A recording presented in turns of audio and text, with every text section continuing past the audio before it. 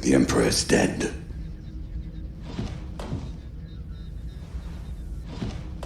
Dead. So what happens now? We subscribe to the Dorkaxe YouTube channel and join his Patreon as well. Patrons got to see this video 1 week early. Whoa! That's right, so come on down to patreon.com/Dorkaxe, where you might see this red guy there. This red guy may or may not be there. Star Wars Battlefront 2 released in 2017, and at launch, it was basically a loot box-infested empty mess of a game. EA and DICE backpedaled a bit on their initial greedy vision and tried to earn back the goodwill of fans by offering a hefty dose of free content. This was the least they could do, especially when you consider the Season Pass scam from the first game. As it stands now, Battlefront 2 is in a much better place, but this finished product is still far from perfect. While I can readily admit that this isn't the terrible garbage fire I once thought it was, there's plenty about it that is either frustrating, ridiculous, or pointlessly tedious. It feels like no matter where you look, for every point in the game's favor, there's a point against it and a missed opportunity to balance it out. The inclusion of a story mode is nice for the player base that was asking for one, however it's fairly paint by numbers, and the non-story offline content is, once again, pretty lacking. The co-op and Supremacy modes are great, however there's still no Galactic conquest, which stings even more this time around specifically because of how well those two game modes function. Ewok Hunt is fantastic, however that's really the only creative game mode this time around, and many of the more interesting match types from the first game didn't make a comeback. The return of the class system is a welcome sight, and a few of the special units feel downright exceptional to play as. However, the progression system has been radically modified, meaning what was a constant linear grind to better your singular character has now been spread out between 7 different classes and a dozen heroes and ships. Due to how prevalent it is, this iteration likely got people addicted to it for far longer than 2015's system, and at times it makes Battlefront 2 even less balanced than its predecessor. The Clone Wars era is here, which is what we wanted, but it's not as fleshed out as it should have been. As cool as the many clone skins are, notable fan favorites such as Ahsoka Tano, Qui-Gon Jinn, and even Mace Windu, you know, the guy from the original game, aren't present. Seemingly to rub salt in the wound, it feels like the sequel era was given the same level of priority as the prequels, which, when you consider at the time of release the sequels only had one film to work off of, is either naively optimistic or short-sighted, depending on your point of view. Even after the red dust had settled on Episode 8, they still tried to keep things as balanced as possible, meaning certain hero selections were chosen for the sole purpose of making sure the eras were represented equally. Imagine BB-9 getting the hero spot over Mace Windu. Everyone knows how bad the monetization in the game was at launch, but personally, I'm astounded that the game still readily directs you to buying crystals and the Deluxe Complete Edition without hesitation even to this day. The continued existence of the crates is so utterly pointless and even makes the game more obnoxious in a few specific situations. Oh man, this is gonna be a long one. Much like with the first EA Battlefront, I did end up having a mostly good time despite my reservations, but obviously there are many issues and dumbfounding decisions thrown in which I feel the need to talk about. I'll be comparing many areas of Battlefront 2 2017 to Battlefront 1 2015, so if you haven't watched my video on that game, I'd recommend doing so first. Alright, let's get this thing started. Sorry for the wait, but it is now officially the future. Before I go on about what I did and didn't like about how Battlefront 2 plays in 2022, I feel the need to talk about the content drip feed that took place over the years, slowly filling in the gigantic holes the game had at release. Even though it too had a bad launch, by the end of 2016, Battlefront 1 had a lot of content if you bought the overpriced Season Pass. It was all original trilogy, and the offline support was still pathetic, but nonetheless, it felt like a complete game at that point. Even still, a lot of people were turned off by the idea that the full Battlefront experience wasn't even close to available on release, and locking the remaining heroes, maps, and game modes behind a grotesque paywall was incredibly greedy. What was the lesson EA and DICE took from this experience? Well, to do the same thing again, of course, except this time don't charge players money for the expansions. Sell people a clearly unfinished game, keep them coming back for the free updates, then hope that all the while they spend money on loot boxes. That was the plan, right? I can't believe how much of what I liked about this game wasn't here in 2017. There was no Supremacy, no co-op, no Ewok Hunt. The Ewok Hunter unit, along with the other infiltrator types, weren't here either. The Clone Wars era as a whole was barely present. They only had Yoda and Darth Maul as heroes, and at that point didn't have ARC Troopers, Clone Commandos, Droidicas, or even Geonosis as a map. Pretty embarrassing, since that's literally the prequel equivalent to Hoth. At the time of release, there were just as many prequel-era planets and heroes as there were for the sequel era. This isn't just me bashing on the sequels, either. As I said earlier, only Episode 7, The Force Awakens, was out at that point. The 3 prequel films and 6-season Clone Wars TV show got 3 maps in total, whereas 1 movie got 3 maps on its own. An argument could be raised that even now, the lack of Mustafar, Utapau, and Coruscant is pretty ridiculous when Kessel and Ajan Kloss made their way in. As if we really needed more fucking forest maps. Playing this in 2022, it's obviously a good thing that we have Obi-Wan Kenobi, Anakin Skywalker, General Grievous, and Count Dooku to play as. It's obviously a good thing that the Clone Wars stuff that was absent is now mostly here, but I can't imagine how betrayed the prequel fans who bought this on release must have felt. You could easily make the case that they shouldn't have bought it day one in the first place, but we'll ignore that for now. The precedent had been set that DICE and EA feed in content slowly over time. Those fans had to sit there and watch as The Last Jedi movie and the Solo movie received dedicated updates while the prequels were still left with 2 heroes and 3 maps. Let me put this in perspective. DICE made character models for Donald Glover as Lando and Alden Ehrenreich as Han before putting in Anakin and Obi-Wan. Best case scenario, this was the post-launch plan the entire time, and they were methodically chipping away on the Clone Wars content so that when it finally was ready, it would be a big deal. Worst case scenario, once the loot box-based progression system failed, EA's stock price took a hit, so they had to decide to listen to their fans a bit more than they're used to. They had The Last Jedi and Solo content mostly done and ready to go, so they still released that on schedule, then began work on something fans will actually give a shit about. Honestly, even the best case scenario is awful. It's disgusting how EA manipulated an entire fan base to purchase the one and only Star Wars game on the market. They dangled the prequels like a carrot over people's wallets, and they couldn't even put in Droidicas or Geonosis on release. I know I'm spending a lot of time on this, but it needs to be said, really. This release unfinished game, then update it later shit has got to stop. I get that companies are worried that players won't stick around to play their games a month after it comes out, but guess what? Who gives a shit? Did the player base enjoy it for that amount of time? Did they pay for it? Sweet, that's a success. This incessant desire for players to continuously come back to a game for months or years is extremely tiring, and quite demonstrably results in progression systems that most people hated when Battlefront 2 tried it. The obsession that the worst of our community has with the idea of a dead game only feeds into this mentality. If we can all agree that the launch version of Battlefront 2 was at the very least less than ideal, what was the cause? As far as I can see, there are 3 possibilities.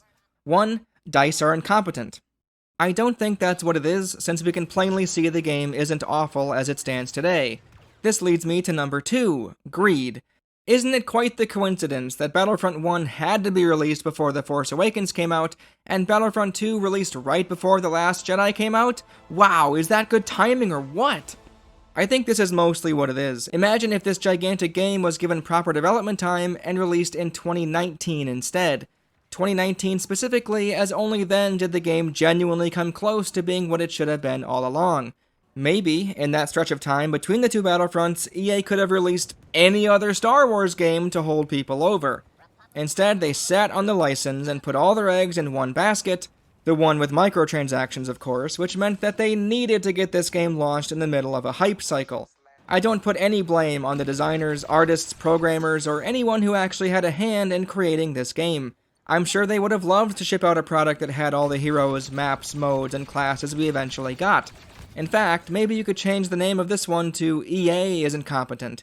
They definitely were, but it's because they're greedy shits. However, perhaps even that isn't the whole story, which takes us to possibility number 3. Graphics. Does this game look incredible? Yup. Do hyper-detailed, photorealistic graphics exponentially increase budget and development time? Yup. Pandemic Studios aren't some magical edge case. They were able to pump out Battlefront 2 1 year after the first game because the assets weren't ludicrously time-consuming to make and implement. They certainly weren't focused on the pores of their character models' faces. There's always a trade-off. If something looks as good as many players want it to, it needs a lot more time to make, and if that isn't on the table, then either certain other areas of the game will be left unfinished or broken, or the workers of that studio will be forced to work overtime for months on end until the game is finished. All that being said, Battlefront 2's launch seems like a combination of 2 and 3. If the graphics weren't stupidly impressive, I'm sure they could have spent more time on the fun parts of the game, like putting in more classes and heroes to play as, making more maps and game modes, figuring out how to put Galactic Conquest in, and so on. Likewise, if EA weren't so desperate to appease their shareholders and get that loot box seller out, they could have let their team have the time they needed to make this the best Star Wars game possible. From here on out, I'll mostly be avoiding what the game was before DICE proclaimed it to be finished in 2020. What it is currently is what I'll be discussing. This might make it kind of annoying during some bits, since I'll be talking about something that is different between the two games, and it might sound like I'm insinuating that it was a deliberate artistic change, opposed to what they reverted it to after their initial attempt failed horribly. For example, the way you unlock star cards apparently was through randomized loot boxes, but now it's based on your level with said hero or class. Likewise, the credits being used to buy skins and whatnot, when, from what I can tell, was either a purchase or a loot box thing as well. The most infamous example is likely the heroes requiring a certain amount of credits to unlock, opposed to all being available and playable if you had enough points in-game. This is what makes this game so frustrating to write about, since I either have to go through every little fucking change down the line, or I have to ignore it for the most part and focus on what we have here. I guess I chose a mixture, since I got all my bitching about the game's empty launch out of the way early. The biggest change, at least in my opinion, was going from the constant linear progression, where you could unlock weapons, star cards, and skins for your personalized character, to spreading it out to every individual class and hero. The classes themselves are something I'll talk about in a moment, but essentially you have to play in that role to unlock more equipment and upgrades for it. Maybe this doesn't apply to how most players approached the game, but for me, this strict either-or meant I was always thinking about the 6 other units I wasn't using. In the first game, you just play and use your credits to unlock stuff. Maybe there was a hint of FOMO when using certain guns over others, or trying out certain builds at the cost of pushing others to the back burner, but I knew I would eventually get to everything without much hassle. Now, there's 4 classes to pick from, a hefty amount of star cards at your disposal for each one, a variety of weapon selections to choose from eventually, and finally the mods for those unlocked weapons. Once you have enough battle points in-game, your options basically double, as the special units, vehicles, and every specific hero all have their own sets of star cards to earn and upgrade as well. There's so much to level up and unlock in this game, and you can basically only work on one thing at a time. Even ignoring the hundreds and hundreds of milestones to sift through, the first time playing the game could be a very daunting experience for people like me. There were so many times I second-guessed my commitment to making this video, simply because the idea of playing the game enough to see everything, and unlock mostly everything, genuinely gave me a bit of existential dread. Yes, existential dread is what I mean, by the way. I was honestly questioning the purpose of making review videos for YouTube, which spiraled into other areas of life. I'm still not totally convinced, but hey, I'm here. Even after spending more time with Battlefront 2 than I have with literally any other game on my channel, I still hadn't earned all of the weapon mods yet, or the final 2 guns for the officer. I knew going in this was going to take more effort and time than the first Battlefront, but I legitimately wasn't expecting the grind to be as stretched out as it was. It's kind of ironic, since I'd imagine the intention for spreading out the leveling to everything, along with the milestones, which I'll talk about more in depth later on, was so that players didn't think this way. No matter what, you're working towards something, right? So just relax and have fun while the game presents you with milestone after level up after unlock. I was very much in the opposite camp. It wasn't relaxing at all, instead anxiety-inducing. Star cards were never something I particularly liked even as a concept, and if anything, Battlefront 2 doubled, even tripled down on the idea. You gain levels for each individual class, which grants you points to spend for that class's star cards. You can purchase new ones if you're the appropriate level, and even upgrade them as well with a maximum rank of 4. If you're a newcomer to the game, every time you die, it will likely be to someone with 3 purple cards. I'm not going to go in detail with all of them, but one thing I noticed is how many of the boost cards were repeated for every unit, yet the order in which they unlock is slightly different. Most people would likely agree the Bounty Hunter card is good to have equipped, as it allows you to earn battle points faster, meaning you can play as the special units, vehicles, and even heroes earlier than you might otherwise. All 4 classes have it, but not at the same level requirement. To go one step further, I even put all of the boost cards in a table in the order that they unlock. I've assigned a color for each duplicate card, and as you can see, it's just a haphazard assortment. I honestly wouldn't doubt that they just use a random number generator or flipped some coins to decide these. The only unique boost card for each class is the very first one you can unlock, then it's the same stuff you've seen. If we extend this to the 3 special units, a similar trend is visible here as well, and now the only boost card exclusive to the Assault class isn't so exclusive anymore. The Infiltrator type has the most unique set of star cards, which I suppose makes them the most special unit of them all. They were added in much later on, which is likely why they're so unique. On the whole, though, every class eventually getting nearly every boost card is kind of lame.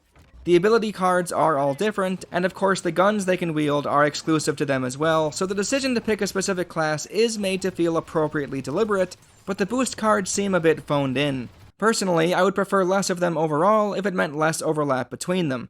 At the very least, I am thankful they didn't try to vary the names up too much to make them all look distinct when they really aren't. As pedantic as it is, I'd like to point out that even though the cards may have the same effect and name, they do have a different picture on them. Perhaps there's someone out there who enjoyed the aesthetic of the cards themselves, but in my opinion, I don't think it was worth the effort. Maybe if you could put them in a cool digital binder or something, or have like a little mini-game built around them, like some sort of Pazak or other card battler? Holy shit, that actually sounds awesome. I'm kind of annoyed now that they didn't include something like that. Maybe something to do in between battles, or while you wait for a game to get enough players? As much as I'm all for the class system making a comeback, especially when factoring in the 3 special units which I'll talk about in a bit, nothing about the current system ever felt as rewarding as when I created that sniper loadout in the first game. Having essentially 3 guns at your disposal felt so cool, but more importantly, I picked those cards based on a hunch that they'd work well together, and it paid off. I'm sure many people had a similar experience, and the way the star cards work in Battlefront 2 just don't seem to provide the same level of creativity or freedom. Don't get me wrong, I understand some customization potential had to be sacrificed to make all of the different classes and types feel distinct. The jetpack needs to be on the aerial unit, the bowcaster needs to be with the Wookiees, and so on.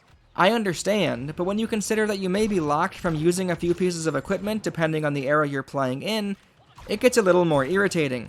Every faction has a jetpack user, but not every faction has access to a bowcaster. I doubt there are many people out there lamenting the lack of a bowcaster, but still, it's worth taking into consideration. This basically all comes down to which of the 2 you prefer, Battlefront 1's customization potential, or the addition of the classes and unique special units. I'd say the classes and special units went out for me in the end, but I imagine there are some people out there who may feel differently. That in mind, however, I'm not sure if I love the placement restrictions for the star cards. Certain abilities only fit in the left or right card slot, so you can only have one of that type at a time. The one that got on my nerves the most was with the officer. The squad shield and infantry turret both take up the right card slot, so you can't use both at once. The 3-card restriction in and of itself means you can't really utilize all of the fun support abilities the officer has, which I think is kind of silly. I get that being able to use all of them could potentially be overpowered, supposedly, but in co-op mode there's really no excuse. Even in multiplayer matches, however, I'd almost rather trade my primary gun if it meant I could provide better support. That might sound crazy to some people, but it just feels like a waste to have all this cool shit and the game doesn't really let you use all of it. Even though some were given to other classes, a few of my favorite equipment options from the first game don't seem to be present, or at least not in the same capacity. Dioxis grenades earned an entire rant dedicated to them in the first video, but I also mentioned that I did like them. The closest thing is the acid launcher, which doesn't feel nearly as good to use. Bosk does have them as one of his abilities, but, well, I suppose I'll get to him and the rest of the heroes later on. It's good that the officer, the support class, has the squad shield and battle command buff, but no one has the back to grenade or back to droid. I understand there are a few boost abilities that already have the potential to heal the player, but I don't think those are worth the removal of the back to equipment. In fact, there are so many star cards when it comes to healing that even without the hypothetical return of the back to bomb and droid, a few of them should have definitely been removed. The officer's presence is likely the one that many would point to specifically to justify the back to equipment getting axed, since it does provide support to your allies when it comes to healing. This all comes down to preference, I suppose, but I'd argue simply standing next to your friends so that their normal health regen kicks in quicker is a lot less interesting than making the deliberate choice of actively healing your squad. Many special units and heroes have healing buffs of some kind as well, which is likely another reason they didn't come back.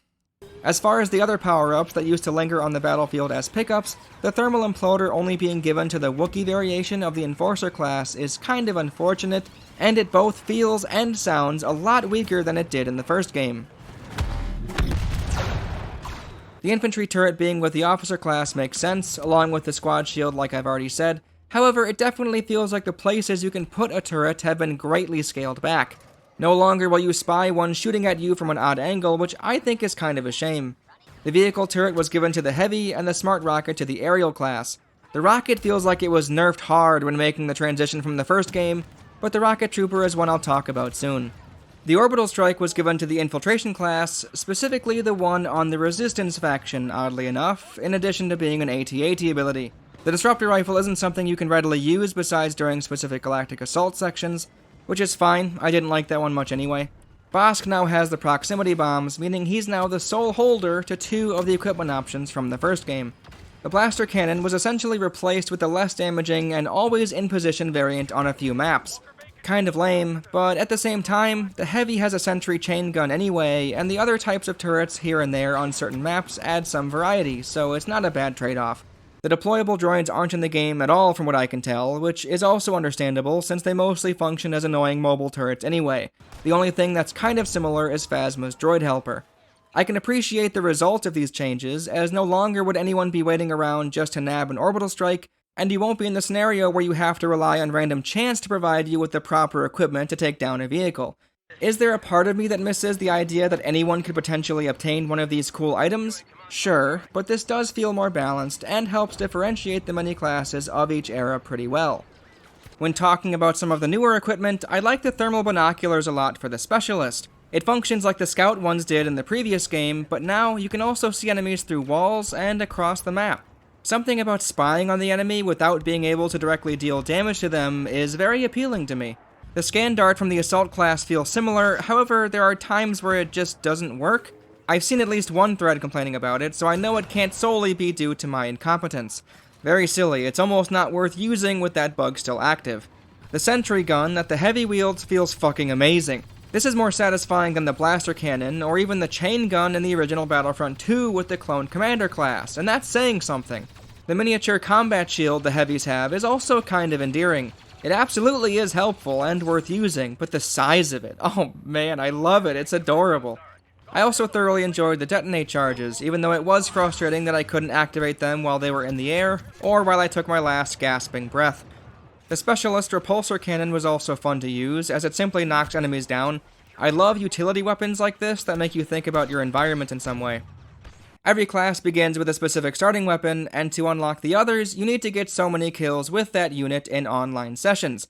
Considering that you aren't allowed to earn skill points, unlock milestones, or work on your total kills for each class in the offline content, I'm surprised they allowed it for the co-op mode.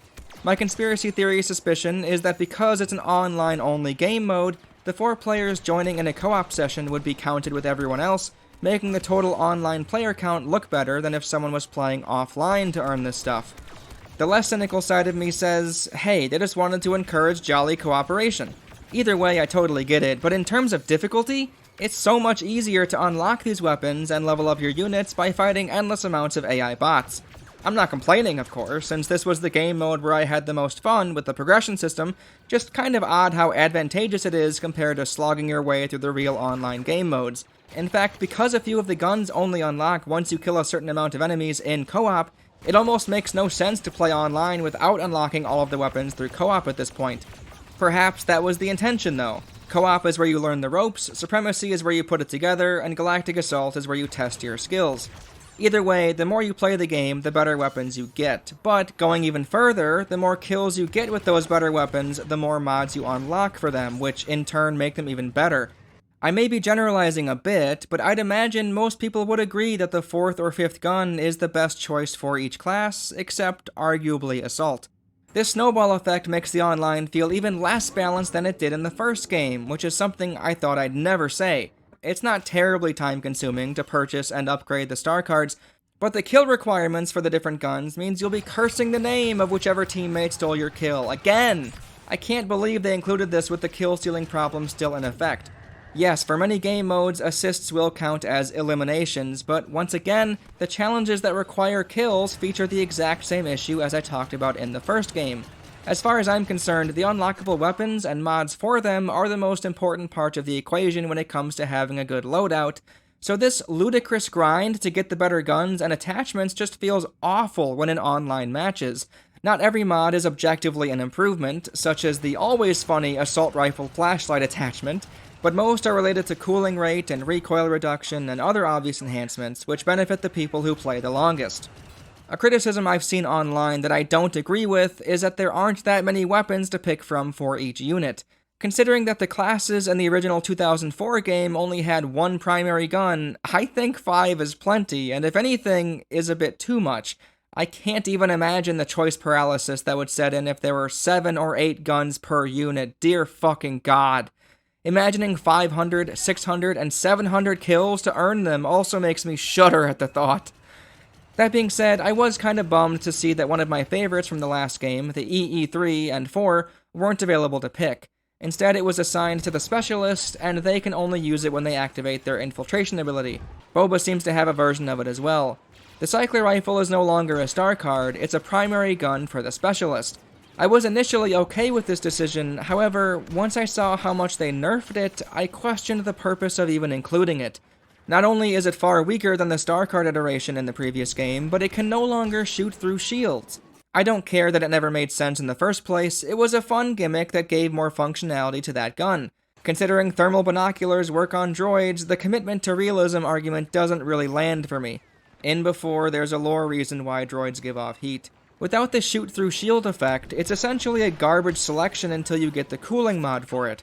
With that mod, you can fire pretty comfortably without having to reload every 3 shots. Very tedious, though, that you need to grind out 100 kills with a weakened version of it to earn the attachment to make it remotely passable in online matches. The fandom page tells me it has the highest DPS out of any sniper, but I don't think it translates well when in real combat. Since everyone is so tanky and has healing abilities left and right, nobody can be taken out with a single shot, and getting 2, 3, or 4 in a row on a quick-moving faraway enemy isn't a picnic. With that in mind, it certainly feels like the NT-242, with the dual zoom and improved cooling, is the best rifle in the game, which also, naturally, requires the longest grind to earn. 400 specialist kills, and to get the mods, 25 and 75 kills with the rifle itself. This, to me, is the perfect example of how much these individualized leveling and unlocking systems make the game less balanced. When using a lower rifle, winning a sniper duel against a player with the modded NT-242 is almost impossible. It's not impossible. I used to bullseye womp rats in 1916. Shut up, Luke. It's insane, as not only does the player wielding it have the objectively stronger weapon, they've also spent more time with the game as a whole, and that class specifically to unlock it, meaning at that point they're likely already far more skilled than the person who doesn't have it. It's the classic case of awarding a player something they've now demonstrated they don't need anymore. It tilts the scales in favor of the veteran players, which is clearly an advantage they don't need. Like, I'm not a good sniper, yet on Crate, with an unmodded version of the NT-242, holy shit was being a marksman easy. Headshot after headshot, 1-hit kill, 2 hits at most. It's so broken. It can even take down the speeders on the map pretty handedly, which, oh man, can really make that phase feel like a meat grinder if you're on the receiving end. Before going in depth with all of the classes, there are a few UI annoyances that relate to guns, mods, and star cards. The way the game tells you how to earn guns, mods, skins, emotes, and victory pose shit is incredibly obtuse for literally no reason. All of them will simply say, earn through milestones. You can't view your milestones when anywhere near a multiplayer lobby, the only way to check them is in the milestone screen at the main menu. You see how many categories are here? You see how many there are in total? Oh, Grievous unlocks a victory pose through milestones, huh? Let me go hunting to find which one that is. Oh wait, sorry. All the unlockable stuff milestones are near the top. Wait, no, that's not right. Oh, silly me, all of them with that symbol have unlockable stuff. Wait, no, that's not right either. I would say all of the heroes and villains are in the same place on the list, but of course they aren't. Why on earth wouldn't they let you sort this generically titled dumpster fire of a list? Why wouldn't they tell you which milestone unlocks what on the multiplayer or collection screens? Why wouldn't they go one step further and show you the progress on that screen itself? The guns and mods do show a progress bar, but only when in the collection screen, because of course, right? That's a useful place to see that information. You may catch a glimpse of a few milestones at the end of a match, but it's only ones you made progress with, only shows you 6 at a time. It prioritizes the timed challenges of the day, meaning 4 of the 6 will always be dumb shit at the start of your sessions, and you only get like 15 seconds to look at them, and even then, you're still ignoring the scoreboard, level up, and XP screens. It's fucking insane! The first game's HUT contracts, with all of their own problems, were at least more convenient to interact with and check on. Even worse, when you do finally unlock a mod for a gun, or even a new gun itself, you can't equip it right then and there. It says you still need to earn the milestone to unlock it, even though you just did. You can't even go to your collections menu to equip it after the battle. You're forced to back out and click the crate icon on the bottom left of the screen. You then have to sit there and wait for the pointless animation to play and finish before being allowed to back out and continue like normal. The monetized loot boxes aren't a thing anymore. They don't provide the randomized bullshit progression that they used to, so why does the game still make you interact with them? It's the same thing with emotes and skins as well. You did unlock a thing, but you can't equip it until you grab it from the loot crate. Even funnier is that oftentimes the loot crates wouldn't even work. Sometimes they wouldn't show the correct hologram. I mean, does that look like the right victory pose to you? Sometimes they wouldn't show any hologram, or even better, the crate itself didn't contain anything to give you, yet, no matter what, you're forced into this song and dance each time you unlock anything new. What a tedious chore DICE have decided to leave in the game. Thanks for that, friends. You also can't unlock or level up star cards when an online session has begun. You don't always get match made into a lobby that's in the pre-game phase, even if you thought you stuck around with the same group after the match. It could be right after the start of the game, directly in the middle, or even near the end. There's simply no reason to prohibit players from freely interacting with their loadouts. It isn't like upgrading a card mid-match is going to make that current game less fair or anything. It's almost like they want players to constantly back out between each match, not only to get items from crates or check milestones, but to even have the time to upgrade and level up half this bullshit in the first place. Maybe this was intentional, however. Visiting the main menu more often just means you're that much closer to buying a loot crate or premium currency. If that is the case, which it easily could be, fuck off, EA. If that's not the case, then I'm not sure what else I can say. It's so plainly unsatisfactory that anyone playing for any amount of time would have been able to see it, so I'm sure DICE were aware of it and just didn't want to fix it. I don't know. Anyway, moving on from the milestones and menu shit for now, as far as how the 4 starter classes feel compared to what their archetype title implies, I'd say they did a mostly decent job at filling in those roles. The Assault class feels like the default regular soldier, one who's able to lead the charge and handle what's around the corner. Scan Dart providing the enemy layout before launching into a Vanguard ambush seems to be a decent combo. The Heavy feels like the tank of the squad, soaking up damage with their increased health pool and combat shield, laying down suppressing fire, or just obliterating a hallway of enemies with their sentry gun, and potentially coming equipped with ways to take down an encroaching vehicle. The Officer, like I've already mentioned, has the support abilities at their disposal, and the Specialist feels like a sniper unit, with their primary gun being a long-range rifle, the trip mines they can lay out to watch their back, and the thermal binoculars to see where the enemy is. Infiltration can be a good way to break free from a potential ambush, and the shock grenade can slow enemies down to make them easier to snipe. The personal shield I'm less convinced should be with the Specialist, since I don't really see the connection outside of running away to a new vantage point. The Heavy already has the combat shield, which I think is more interesting, so I mean, I guess here is fine, who cares? Where the game gets really interesting is when discussing the different variations of the 3 special units. The original Battlefront had 1 unique special unit for all 4 factions, which was awesome, and the sequel managed to increase it to 2, but honestly, I can't believe they got 3 for all 6 factions. That being said, even though many of them are unique and carry exclusive weaponry, there still wasn't room for a Bothan spy, which is a huge shame. Ewoks and Wookiees make sense for the rebels. Well, then again, why would Ewoks be on Hoth? Even still, both are interesting and kind of make sense anyway, but the Rebel rocket jumper, I don't know. They wanted to make sure everyone had a rocket trooper, I guess, but considering that the droids and clones got to keep their original Enforcer unit when DICE added the new variants, it would have been really nice for them to add in another infiltrator unit to the Rebels in the form of a Bothan spy. Maybe to keep the sides balanced, they could have added in a real Dark Trooper for the Empire? The Jet Rocket Trooper for each faction is mostly similar the whole way down in regards to the abilities, except when we get to the sequel era. The First Order's Jetpack Soldier is far better than its Resistance counterpart. Not only can their gun be switched to fire explosive rounds at a quicker pace than the normal rocket launcher, but they have a jet bash ability as well. They can also stay hovered in the air and travel crazy distances, whereas the rest can just go up and down. It's super weird how buffed they feel compared to the others. As a whole, the rocket unit feels both overpowered and underpowered at the same time. Their increased health pool, decent primary gun, and ridiculous dodging potential can make them hard to kill. However, their rocket launcher itself is kinda pathetic. I'd say either make it a 2-shot launcher, or at the very least give it some more damage. Of course, the recharge timer would need to increase to account for this, but I think that's a worthy trade-off. As it is now, it almost feels like a shotgun with how weak it is. Good for a blast to the face, not so much when clearing a hallway. The Enforcer class has a lot of really interesting variations. I think it was a great idea to keep the B2 Super Battle Droids as a playable option, even though the Droideka technically fills that position already. I would say it helps the Clone Wars era feel a little more lively. However, the aerial unit for the droids is essentially just a super with a jetpack anyway, so visually them having the two Enforcers doesn't do as much as it could have. It's also worth noting that even though the aerials are supposedly the ones with the rocket launcher gimmick, the regular Super Battle Droid's wrist rocket does 250 damage, whereas the rocket droid's wrist rocket does 200. At least the aerial variant has a bigger blast radius, I guess.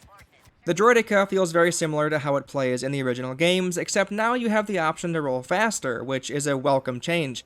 You take less damage in wheel form, which is smart, but of course it takes a while to stand back up, so making sure you find a safe place to do so is usually the way to go. I also really liked how slow you could move. There's just something so funny about strategically rolling at a snail's pace to sneak into an enemy base. The overload ability is what you'd expect, your guns don't overheat for a while. A very, very fun unit to use. Not only do they deal a lot of damage when used correctly in combat, but because they're so mobile in wheel form, you can kind of distract the enemy forces a little by rolling around in their entrenched position. Because they're so quick, you often find them breaking through bottlenecks that were at a standstill to distract or take down enemies from behind. It took too long for them to make it into the game, but it is what it is. I'm glad they're here. The clones also get 2 Enforcer units. They kept the Wookiee Warrior when they added in the Clone Commando. The Clone Commando unit is truly exceptional. Considering they're barely canon, only showing up briefly in a clip of the Clone Wars TV show, the fact that DICE added these guys as an extra Enforcer is such a nice bit of fan service. They, of course, are based directly off the Delta Squad from Republic Commando, which is a great game that I just did a review on. Hey, look at that timing. Their regulation blaster rifle feels and sounds the same, their anti-armor attachment is their right shoulder ability, which fires 3 grenades, they have a battle focus command that reduces damage taken for them and any nearby allies, and their melee attack was replaced with the Gauntlet Vibroblade, which even deals 10 more damage than all other baseline standard melee attacks. The only one that's kind of confusing is the Repulsor Blast. Maybe I'm just being thick, but I don't remember Republic Commando having something like this. As much as I love how they look and how they function in battle as a whole, my favorite part about the Commando unit is how they reload. Since I haven't taken a dedicated time to talk about it, I'll throw it in right here. Reloading in this game is a bit different than it was in Battlefront 1. They've essentially kept the active reloading system present, but now, hitting it in the right spot will actually give you a big boost, since you'll have a long window where your weapon won't overheat at all. The yellow is usually further back than the blue is, and since the blue is just the default cooling reload, going for the better color will take more time, meaning it's more of a commitment. Guns will naturally have their heat dissipate after a while if you don't shoot, so that is another option, but it certainly takes a lot longer if you don't have a mod equipped to shorten that time. You can also press the reload button early, which dissipates the heat without the minigame. I think this is mostly fine, but the reason I bring this up when talking about the Clone Commando is that they're the only unit that doesn't have an overheating system, they just have ammo. This might sound ridiculous, but this kind of opened my eyes to how similar every weapon in the game reloads, and it made me wish there was some more variety thrown in. The active reload overheat minigame is okay, but the only thing that seems to change is how quickly heat builds up with certain guns, and how quick the cooling reload bar moves. It's an incredibly small thing to grumble about, and I can definitely see how some would just view it as change for the sake of change, but I don't know, it's something the Commando made me think about. The Wookiee Warrior is the other enforcer for the clones, but they're also the only enforcer for the rebels.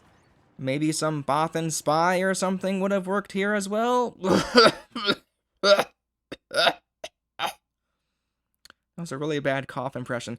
Anyway, their bowcaster feels pretty beefy, and I like that it can change from horizontal to vertical spread. The thermal imploder feels pretty meh this time around, like I said, but their slam ability is pretty great.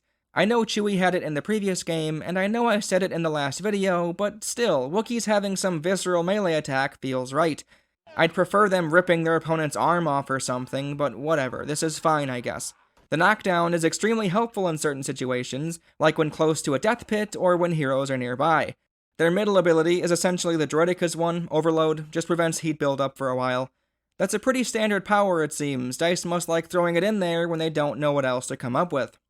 The Death Trooper is the enforcer for the Empire side. Considering these goobers only showed up in Rogue One, I'm not necessarily sure I like their inclusion. Regardless, they now have a sonic imploder instead of the thermal imploder they had in the first game when they were Krennic's bodyguards.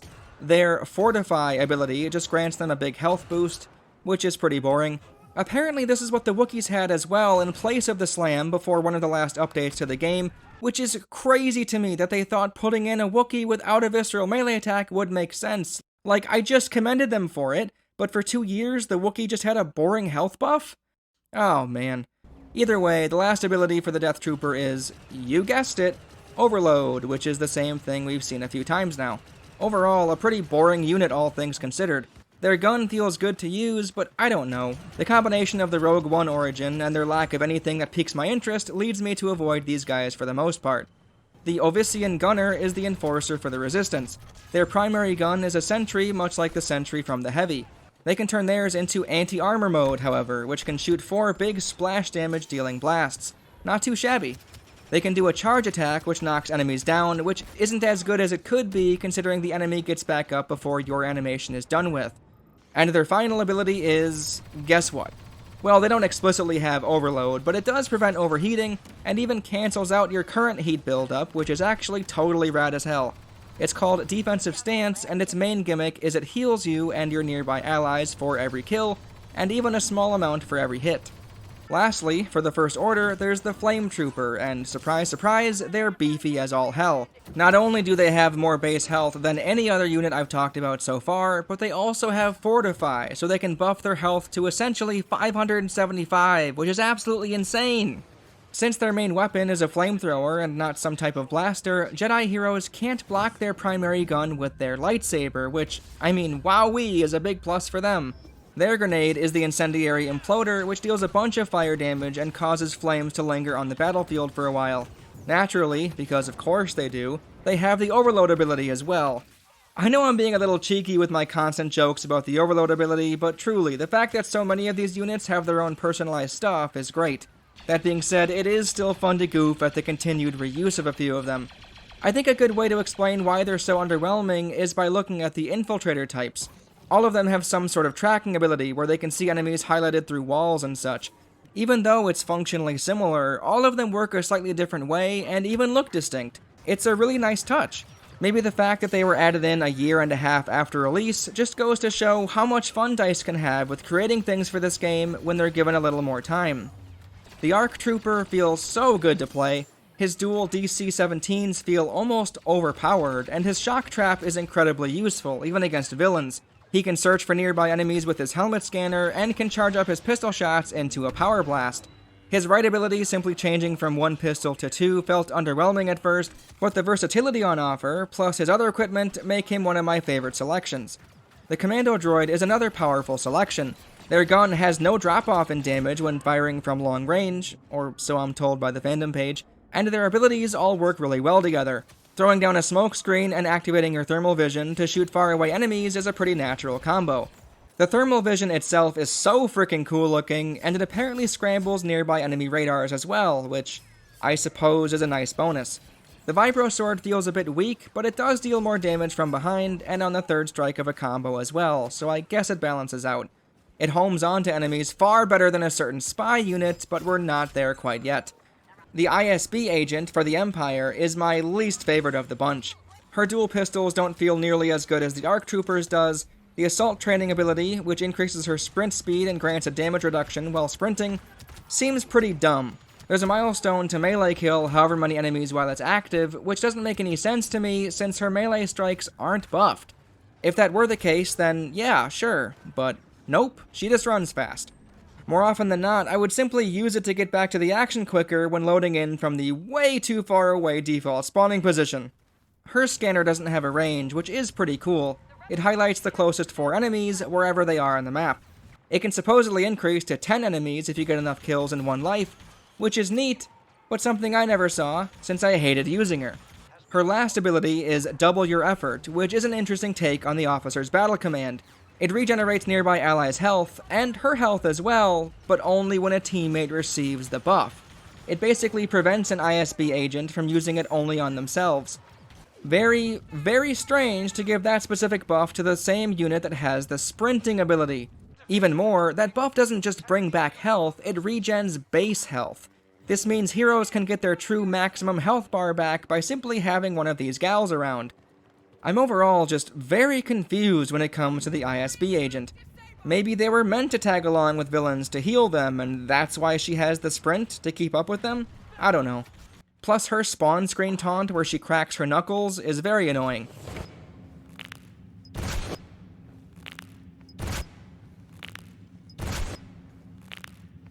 Not much of a worthwhile critique, it just irritates me enough to point it out.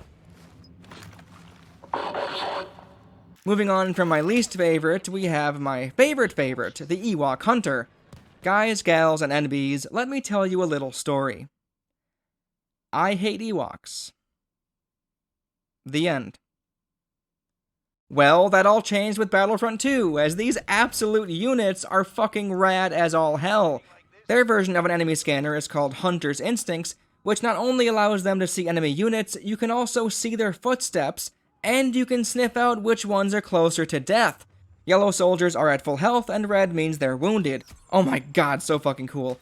Their Whistie's pouch takes a while to throw, leaving them vulnerable, but it essentially seeks out nearby units and both damages and slows them down.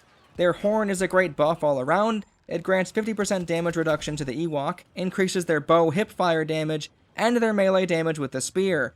The Ewok does appear on enemy scanners when blown though, which is a nice consideration. Crouching speeds up their ability cooldowns by 50%, which is such a cool passive effect. Their melee attack is a spear, which does more damage from behind, and their primary gun is a bow, which can fire from the hip and auto-aim onto targets, or it can be zoomed in, launching arrows manually to deal a lot more damage. The range on the bow is as long as the specialist sniper when aiming manually, so they can deal a huge amount of damage at a distance, just so long as your allies don't walk right in your way. I love hiding behind cover as these dudes and just being a complete and utter nuisance. The only thing I wish for these guys is that the surrounding environments were given a bit more care to assure that they could walk and sneak under or behind things. Certainly not a huge deal, but being able to hide under objects or run under a few low clearings would be a lot of fun. I can't believe these guys weren't added in as special units until 2020, especially since Ewok Hunt was already a thing and stuck around since 2018. Again, just like the Droideka, I'm very glad they made it, even if they were a tad late to the party. Even though there isn't a Bothan spy, there is a Cafex spy, which is the infiltrator for the Resistance.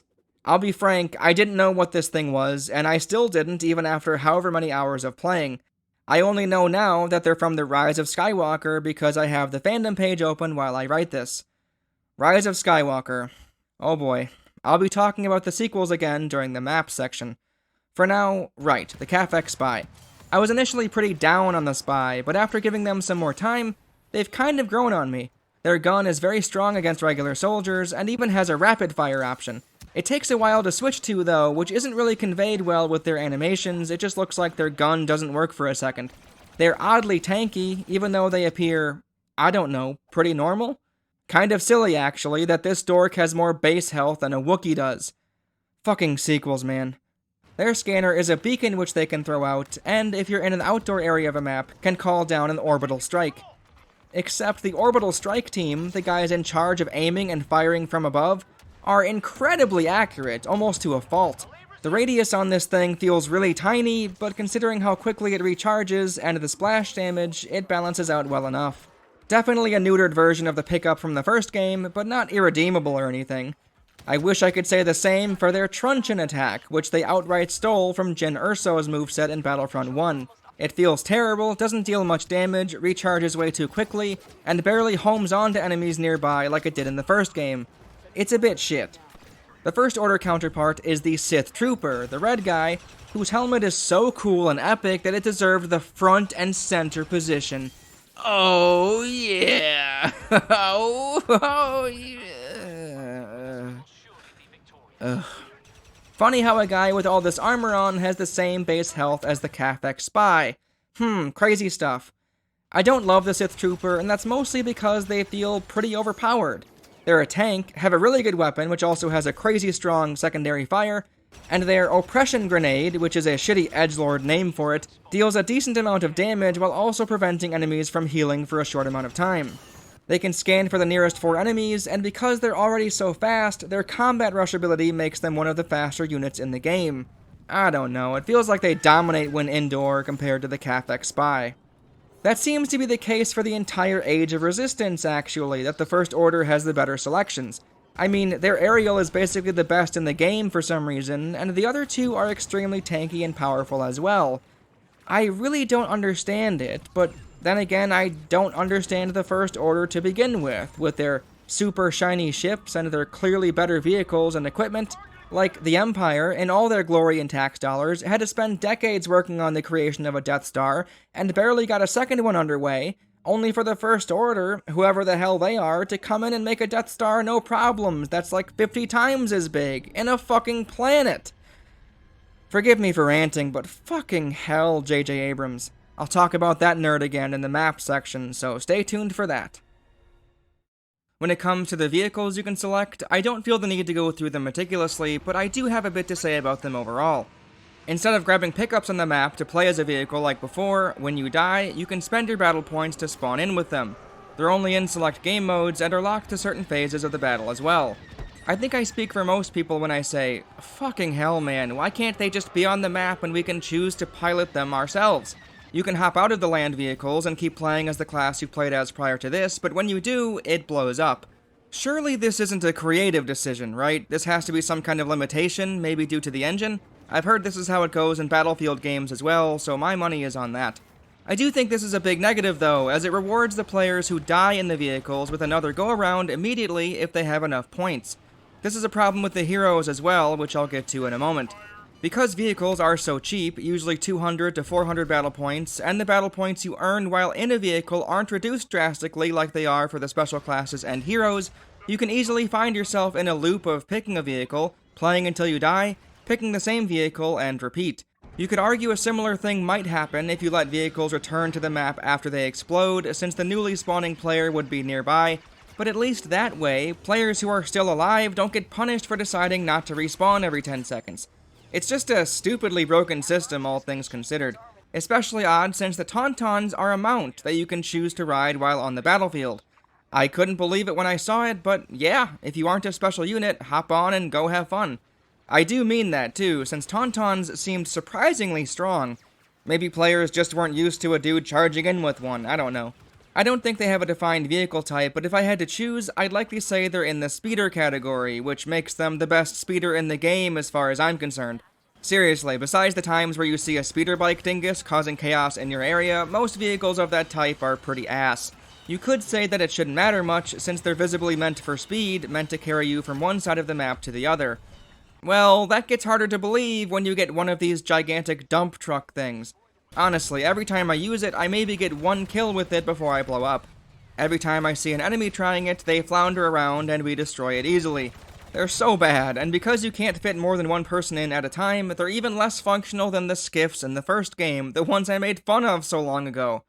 The other types are armor and artillery, which are the slightly bigger vehicles we all know and love, and the giganto-hulking big boys respectively. The artillery is special in the sense that you only get a certain amount of time to play with them. Their main problem is that you can't see how much longer the current player has with it.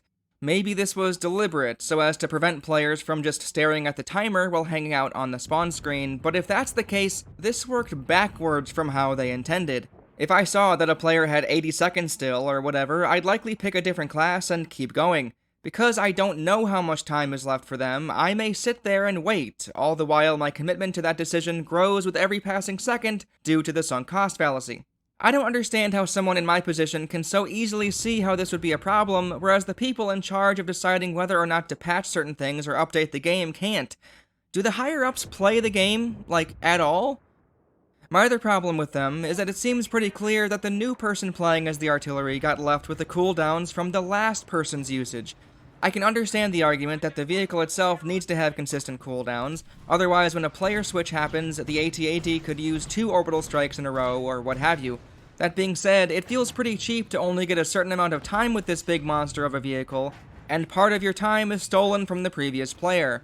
I also yearn back to the good old days with the original Battlefront, where you and your friends could have designated jobs while in a vehicle.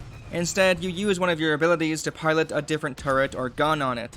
As tiny of an issue as that may appear on the surface, it honestly hit me harder than I thought. It made me feel more lonely and isolated every time I picked a vehicle. Something else worth mentioning about the vehicles on the whole, the maps don't always feel like they were designed with them in mind. So much of the flora and debris lying around, or just the buildings and structures themselves, get in your way, so you'll have to go back and find the patented vehicle route to keep playing.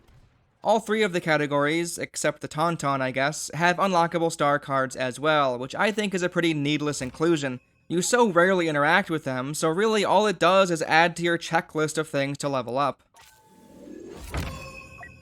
It's finally time to talk about the heroes and villains. At launch, both the heroes and villains had 7 characters each. 5 of the 7 heroes were present in the first game, those being Han, Luke, Leia, Chewie, and Lando.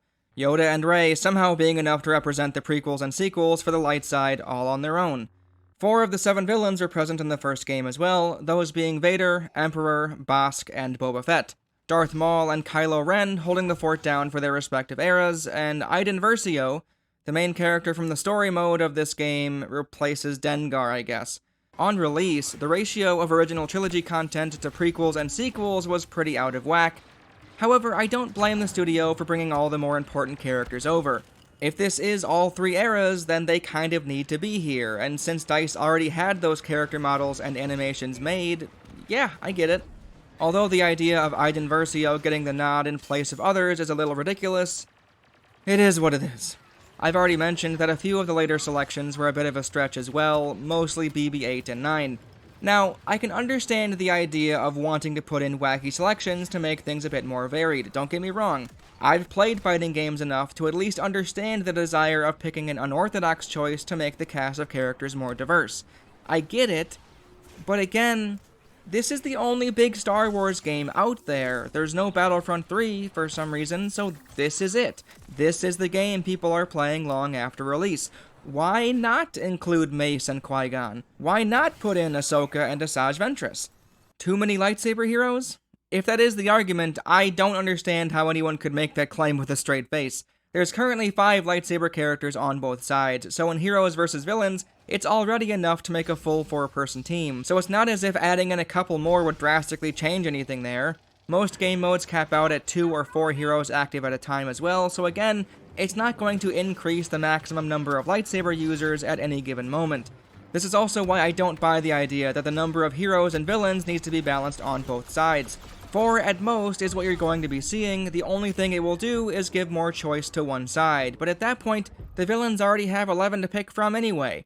This is a franchise that has more heroes than villains. I'm sorry, but that's just kind of how it goes when you have a scrappy group of do-gooders going against the only 2 Sith alive. Plus, I mean, this is Star Wars, right? Lightsabers are kind of a big thing in this fandom, much more so than Fire Emblem sword wielders are to Smash Brothers. It also makes no sense to me why Jango Fett isn't in the game. If the Millennium Falcon can get 3 different iterations with their own star cards and level ups, I have absolutely no clue why that couldn't happen with Boba and Jango. If nothing else, why not make it a skin for Boba? It's Temuera Morrison either way, why not make a blue armored character model? On that note, why on earth is Ben Kenobi not a skin for Obi-Wan?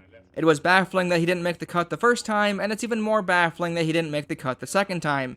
You have all these different skins. I mean, what is the point if you're going to limit them to like 3 per character? And you can't even give Anakin his Padawan look either? Where's IG-88? I know it's easy to play the role of the entitled gamer who wants more, but if they were so committed to making this the Star Wars game, I feel like some of the currently missing heroes and maps should have been included. I'm not out here campaigning for Kit Fisto, Wedge Antilles, or Admiral Akbar. I feel like the ones I mentioned, besides IG-88, are legitimate Star Wars characters. The way the heroes and villains are distributed is so terribly implemented, it's hard to comprehend. I can't believe how many issues prop up with this current system in place, and none of them relate to the point system. First of all, it has the same problem as the vehicles do, where if you die as a hero, you're sent back to the selection screen, and if you had enough points, you might just be able to play as a hero straight away. There are 20 people on a team, and only 2 heroes can be selected at a time in both of the big game modes. Only in the final phase of Galactic Assault can 4 be chosen at one time. There are potentially 5 to 15 people at any given moment waiting for their turn to play as a villain or hero. How does it make any sense to only provide them the opportunity after they die? You're again left with the dilemma I mentioned earlier, except this time it'll actually happen. Most players, from what I can tell, don't care too much about the vehicles, but everyone wants to play as the heroes. Again, it is less likely, as playing as a hero will net you very few battle points, but if you've saved 8,000 up already, which is very much possible, you could easily swoop in after a quick death to pick the hero again before anyone gets a chance to. What ends up happening is a few people stick around and wait on the selection screen until a hero is available, then they snatch them up as fast as they possibly can.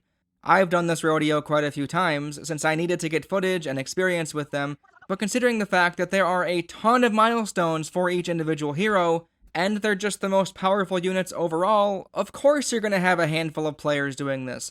Even though it was frustrating when I missed my chance because someone made their selection faster than I could, I don't blame them. Literally, DICE, what on earth is the intention with this system? You want players to hope that they die around the time a villain or hero is available? Like, even when you don't abuse the selection screen cheese, you can audibly hear it happening while you're in a battle. Oh look, we killed Rey, awesome. Oh. Rey has been seen. Exercise caution around her. Looks like Rey is back in the battle. It's actually quite comical, since it happens so frequently you can basically predict it at this point. What's even worse is that when you're forced into this dirty tactic of waiting on the select screen, you have no idea what's happening in the battle itself. I was trying to get BB-8 and 9 on the cruiser phase in Supremacy, and seriously, I was here for like 2 or 3 minutes, all the while having no clue how my team is faring. Why not provide the camera of the player who's currently using the hero you're hovering over? Oh, well, one reason may be that they needlessly keep that information hidden from you. Yes, you can see which players have the hero icon on the scoreboard, but that's it. Again, 2 heroes at a time, but all of them are grayed out, and it just says max number of this unit. The same shit happens as well with the special units. How is a player supposed to know the parameters of the restrictions if the game keeps that hidden? Until I looked it up, I didn't know only 2 heroes were allowed on Galactic Assault at a time, since all 11 were grayed out all of the time. Why not show a fraction when you hover over a special unit, like 4 out of 5 or something? I'm almost positive that was a thing in the older Battlefront games. Why not show which heroes are being used? Why not show a camera of those players, or at least give you some indication on how the action is going besides the scoreboard or the objectives at the top? Or, here's a wild idea, why not let players hold a reservation for a hero? Say you have 5,000 points, all the heroes are taken, but now you select the one you want to play, then go into battle as normal. Once that hero is available, the game notifies you that they're free, and you respawn as that character. There are some issues with that method, but it would still be better than what we have now. Another solution, and one far more simple, is this. If a player has 4,000 points or more, once a hero or villain spot is open, present them with the prompt right then and there. Hey, would you like to play as a hero? And take them to the screen. Going off the scoreboard, you could go top down, you could go bottom up, or you could randomize it. Kinda like how the older games did. You could even put in parentheses which other villain or hero is currently taken in case the one you wanted is being used. Both of those would be better than what we have now, as currently, players have essentially 3 options. periodically check on if a hero is free every time they die and go with the flow, purposely respawn in the middle of battle once they see a hero has been defeated and hope they get lucky, or wait in the select screen until it's finally their turn. Of course, that last one also goes along with mashing the confirm button over the one they want, otherwise they may miss out because a different player was doing the exact same thing. It's just so self-evidently broken, like anyone playing can see how this doesn't work. Is it better than the item pickup mess from the first game? Man, I want to say yes, but I'm not so sure. That system, as flawed as it was, didn't encourage players to literally stare at a menu screen doing nothing for their opportunity. Anyway, moving on, the heroic trait mechanic from the first game was removed this time around, and instead, it's just, star cards. Gotta love them star cards. I'm so beyond fatigued with this script, I'm sorry. There's no way I'm going through all of the heroes and villains this time around to talk about them more in depth. No way. So Darth Vader feels a lot like he did in the first game. He's tanky and hits hard. His force choke ability, well, I don't know if I should talk about this yet, but let's just say it's kind of strong. All of the force push, grab, and pull abilities are, but I think that talking point is best saved for the hero showdown section. To stop the repeated use of the phrase overpowered, just imagine I said that for every upcoming force pull, push, and grab. The Emperor has a bunch of electrocution attacks, and is overall a piece of shit. I hate going against him in Heroes vs. Villains, as he just keeps the lightning flowing while he jumps and twirls around. I know I suck, but it really felt like going after him and running away were bad choices when using a lightsaber hero. Also, by the way, he's a villain for the Empire and First Order? Like, do we not remember Episode 3? Boba Fett and Bossk are still fun to play, but some of their changes I don't love. Boba Fett's flamethrower is iconic at this point, so the fact that you can't use it unless you're melee attacking is super lame. Maybe this was to make the First Order Flame Trooper more unique. It seems pretty likely to me, and if that is the case, it's another mark against the First Order units. Boba seems to be a pretty decent pick even in Heroes vs. Villains, as his For the Hunt ability reveals enemies to both him and his allies, it grants his jetpack unlimited fuel for a bit, and overall he has decent range with his rockets and his EE3. I just really like flamethrowers and want my boy to have one, which is why I'm mixed on Boba. Maybe Jango could use it if he was a villain? Yeah, you know what I'm saying? Bossk is also one of my favorites, however I don't love the change to his Dioxis ability or his predatory instincts.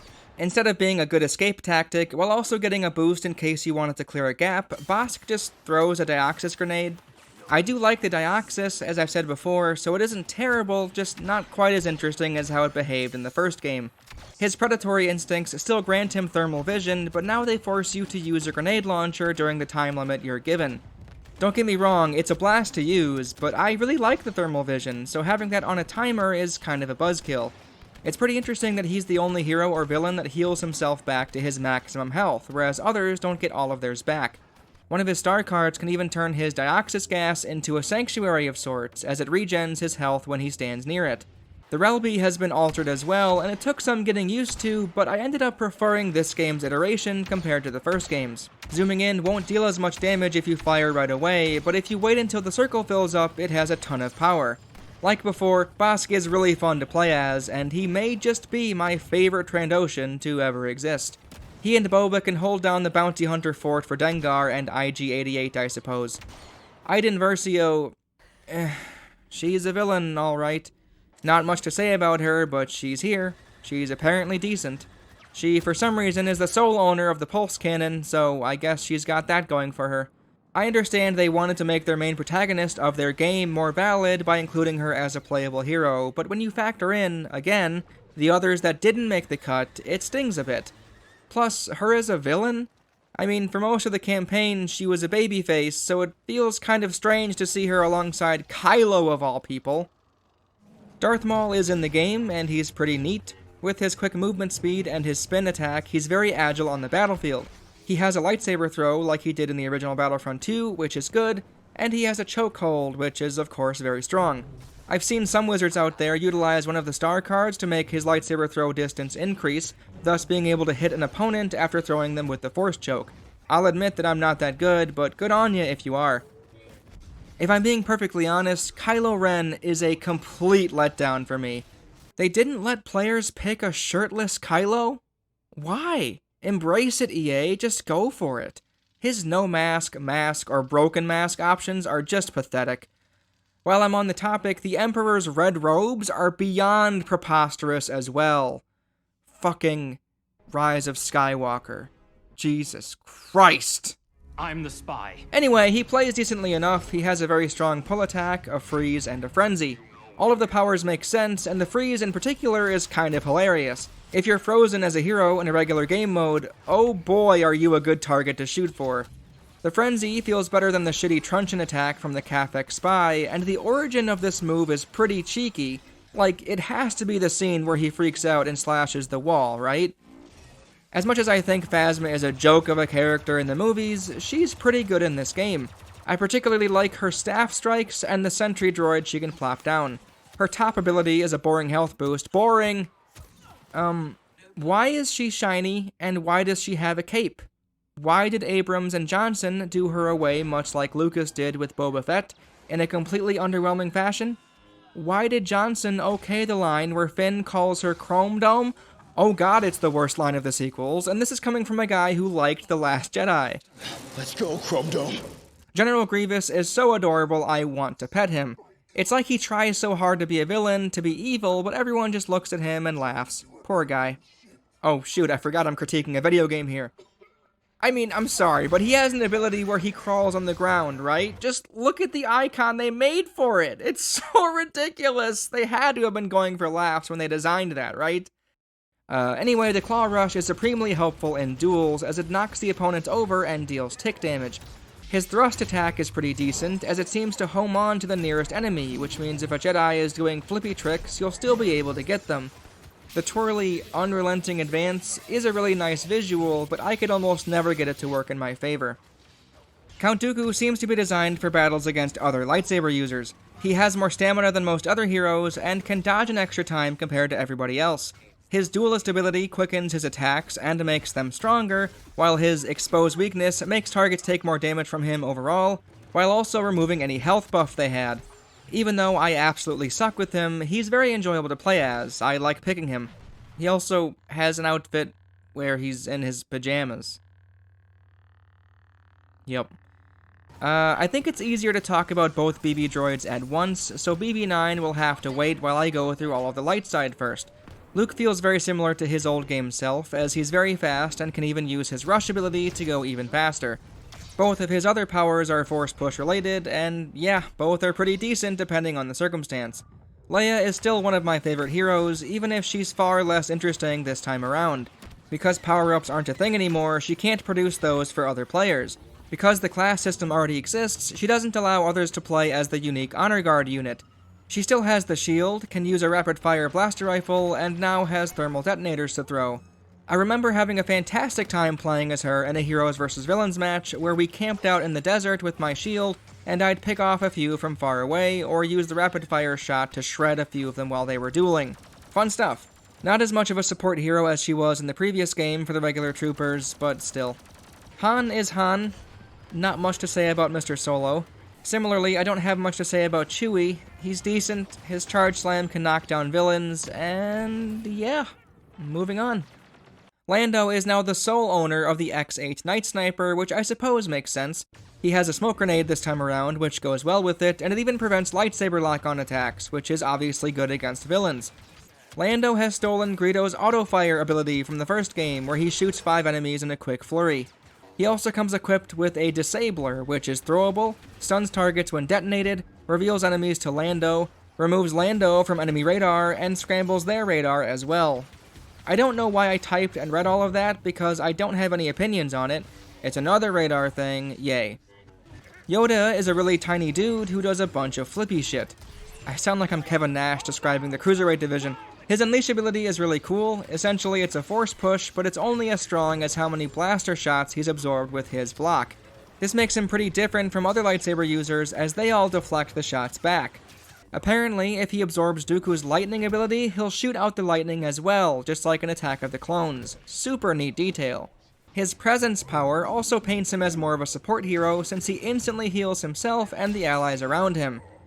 Rey was given her yellow lightsaber as a skin after The Rise of Skywalker came out. Pretty hilarious that she never even used it in the movie, but hey, at least here you can live out your wildest fantasies of having the main character finally use a lightsaber that isn't Anakin's. That being said, she still says, "You know my weapon," when near Vader, even though the yellow one didn't used to be his, which makes it kind of funny. You don't know me, you know my weapon. She seems to be a hero that's decent for regular combat opposed to duels. The dash strike can knock villains down, but it only damages them once. It isn't terrible, but it seems like it's more suited for a crowded area in a bigger battle. Her insight ability goes a long way in helping her against villains though, as it not only reveals enemies on the radar and removes her from theirs, it slows her stamina drain by 50% and gives plus 10 damage to her strikes. Her mind trick is pretty amusing when used on droids, as it makes their head spin. Its main use is reversing players' controls for a while, and I gotta say, I was so confused early on why my controls were messing up so often. I haven't mentioned it much, but I'll throw it in here since it happened with Rey. The blaster deflection can work in some pretty hilarious ways. The gunshots deflect to wherever they're aiming, which means even if you didn't make the mistake of shooting at a Jedi when their guard is up, your teammate might, which could lead to them unintentionally killing you. Amazing. Finn. Oh, my boy Finn got done dirty by Johnson and Abrams, I tell ya. He could have been a Jedi, he could have worked together with Rey to take down Kylo, maybe convinced a bunch of First Order soldiers to join his cause, or maybe like 100 different better fan fiction scenarios than what we got. Regardless, his blaster rifle self is what we have. You know, the one where his taunt animation on the select screen is just him looking confused. Anyway, he seems like more of a support class as well. His Big Deal ability, what a dumb name. It grants him and nearby allies extra health, damage reduction, weapon cooldown, and faster ability recharge. Kinda nuts. His Undercover Team makes him equip a different gun, which is okay I guess, and hides him and his allies from radars, increases their speed, and reveals nearby enemies. Jesus, eat your heart out, Leia, wow. The Deadeye skill is also really powerful, it auto-locks onto enemies one at a time. He's pretty great all things considered, well, except the character he represents, which Abrams and Johnson ruined. GG guys. Obi-Wan isn't the offensive beast that he was in his duel with Maul and Anakin, he's a very defense-oriented hero. It actually makes a lot of sense, so I'm more than okay with it. He has a lot more stamina than other heroes, so he can deflect attacks for a longer period of time, has higher than average max health regen, his defensive rush ability deflects all blaster bolts as he rushes forward, and he has his Jedi Mind Trick, which prevents enemy players from using their abilities. His Force Push is a charge-up type, which makes him feel a little different from Luke. Anakin is an offensive powerhouse. His Passionate Strike breaks enemies' guards, he has a Force Pull, and his Heroic Might is a lot like Luke's Repulse ability, except its range increases the more damage he takes while charging up. Kinda cool that father and son have something so similar, and that Anakin clearly channels the dark side more in his version of it.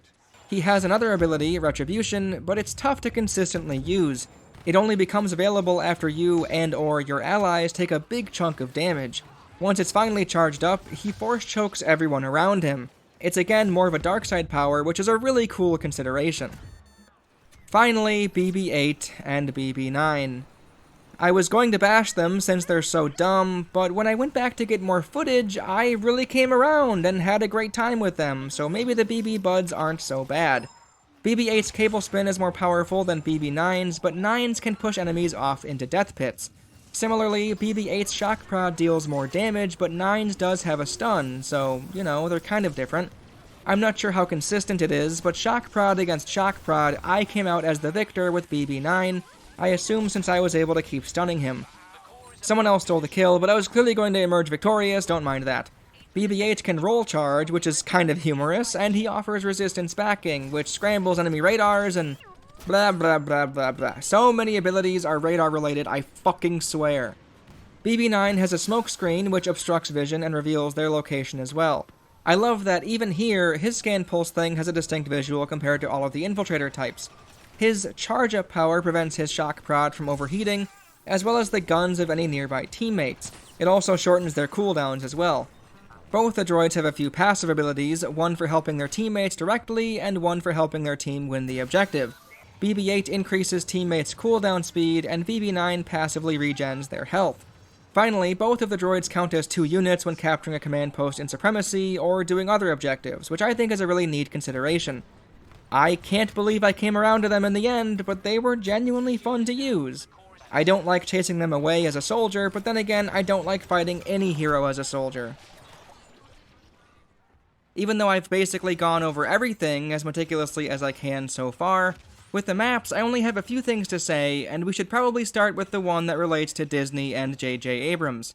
Brace yourself, because I'm about to unapologetically bash the sequels. J.J. Abrams should have never been put in charge of Force Awakens.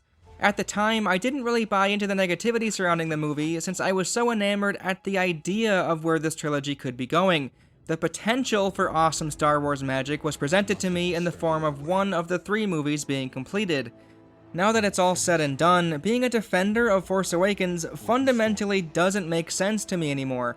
I was willing to overlook the copy-paste job that Abrams pulled because I trusted that once he got people to understand that Star Wars was back to being how it used to be, he could branch off and we'd have some cool new stories to come about. Instead, he literally brought the Emperor back in a Fortnite event. Somehow Palpatine returned. On one hand, DICE and EA were like me. They didn't know this trilogy would be thrown in the dumpster after 2019 was finished, but now, all of the maps that are from those movies are forever in the game. It's hard to articulate what I'm trying to say, so I'll just be as blunt as possible. J.J. Abrams made the Death Star again, he made Tatooine again, he made Yavin 4 again. He's a quack that redid Star Wars, and now all 3 of those not new places are in Battlefront 2, a supposedly distinct maps. Oh look, Maz's castle is like an old temple in the forest. Hey George, can I copy your homework? Sure thing, but change it enough to make it look different. Because some doofus decided to redo A New Hope again, we're forever left with these maps and locations from that film. It's at best artistically vapid, and at worst pure fanfiction nonsense. It's all the worse because those samey locations took precedence over more interesting possibilities, such as the plethora of areas left out from the prequel trilogy. At launch, this is how I would have felt, but then to add in Ajan Kloss? Are you fucking kidding me? Another forest? Endor, Yavin 4, Takodana, and now Ajan Kloss. Fuck right off with this forest garbage. Why not at least put Dagobah in to vary up your woodsy settings? As much as I'm willing to accept Kashyyyk for obvious reasons, even it is a bunch of flora scattered around, and the same could be said about Felucia. To pass up on the idea of making a Coruscant or Mustafar map, insanity. Did you know that apparently Abrams wanted the Starkiller base to blow up Coruscant in The Force Awakens? What a fucking quack, and we're forever stuck with his copied creations until Disney finally retcons it all. It would be a huge shame to lose Kylo, since he's the best character from the trilogy, but Abrams ruined Rey, and Johnson and Abrams both ruined Finn, so at this point, you know, throw it in the trash. As much as I'm the type of person who prefers a distinct sequel, even at the cost of not bringing in a few easy-to-transition assets, I think I would have preferred if DICE carried over Bespin and Sullust. The only Bespin map is for heroes versus villains, and it's a terrible selection for that game mode anyway, for reasons I'll get to later. On one hand, bringing over everything that was in the Season Pass from the first game could have potentially angered the people who bought the Season Pass. They paid for the overpriced expansion, and now it's just the standard in the new game. As well, if they had brought over all of the original maps and kept everything else about the game the same, it would have swayed the ratio towards the original trilogy even harder. I get it, but at the same time, maybe just bring in one of each planet over? I mean, Bespin looked amazing, and considering this game was supposed to represent all 3 eras, it not being included feels pretty wrong.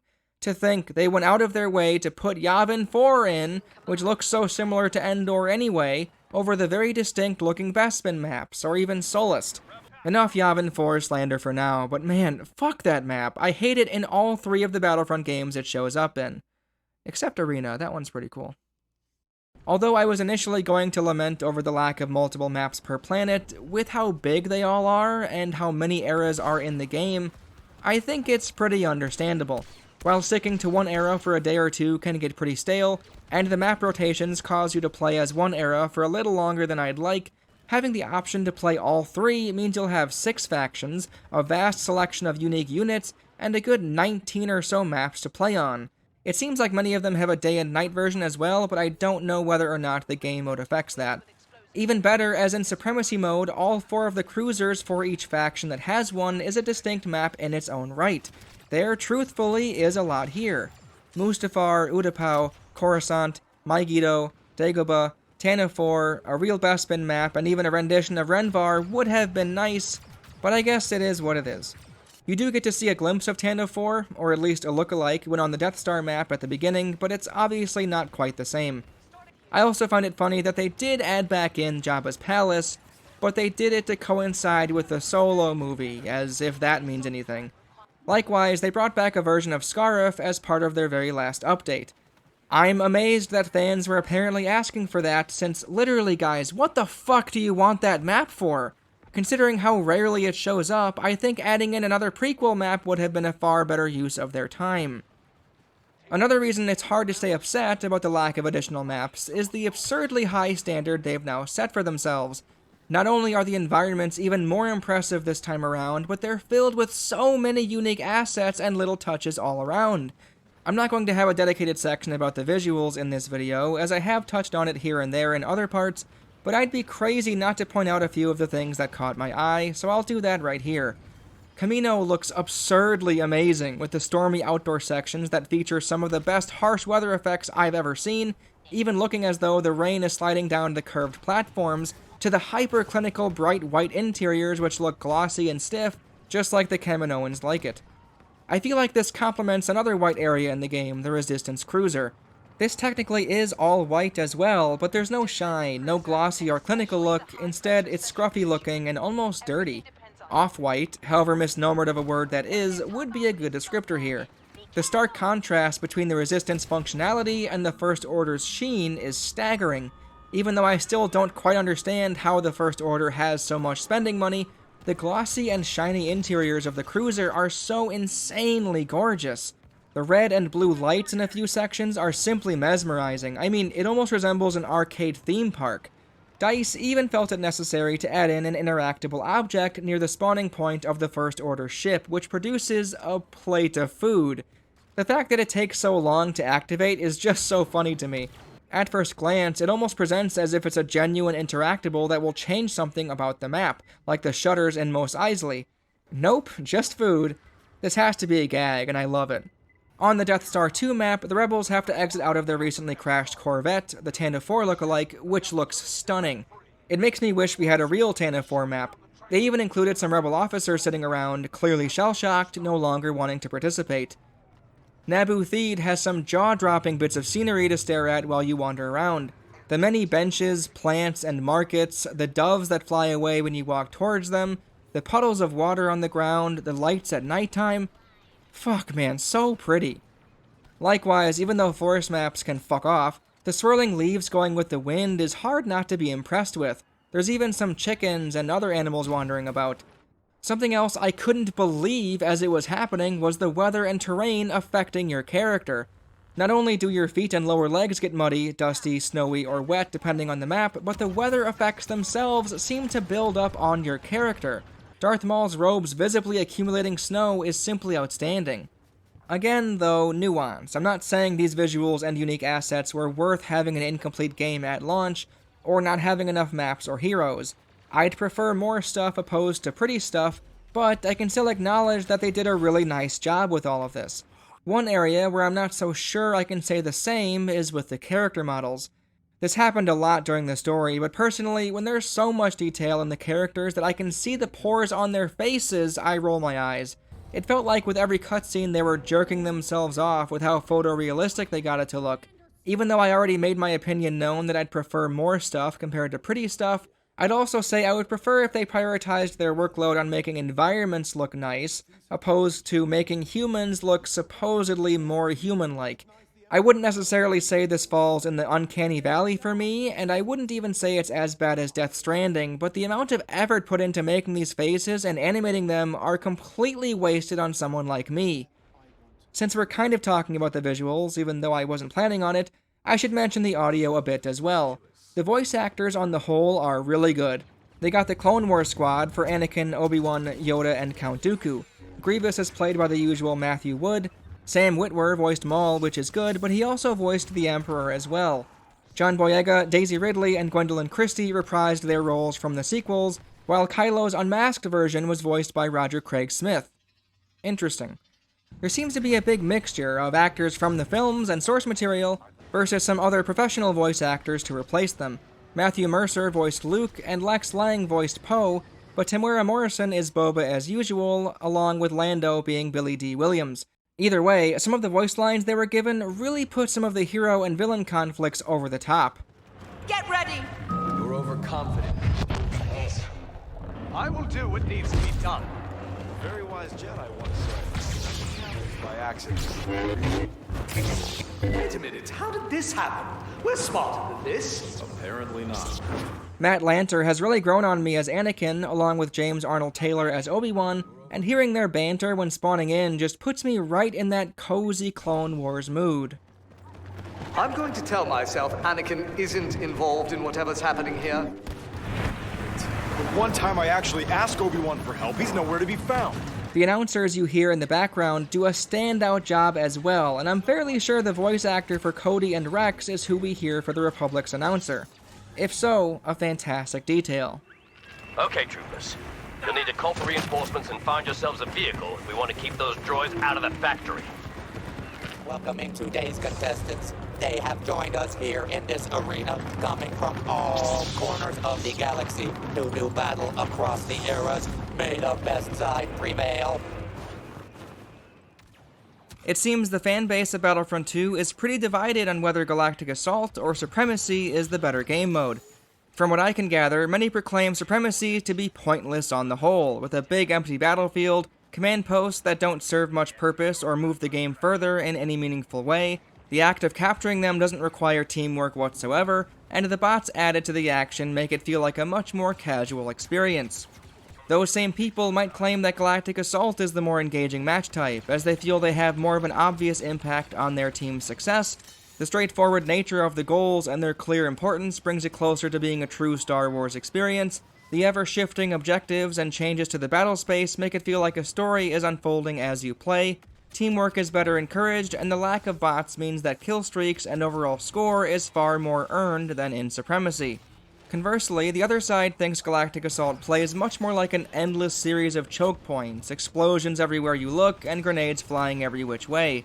The final phase is sometimes comprised entirely of heroes fighting and gallivanting around, with everyone else merely being an onlooker. There's less space to breathe when you're the hero, as it's very easy to get ganged up on right away due to the smaller and more contained map space, and the story aspect really doesn't hold much weight in the first place.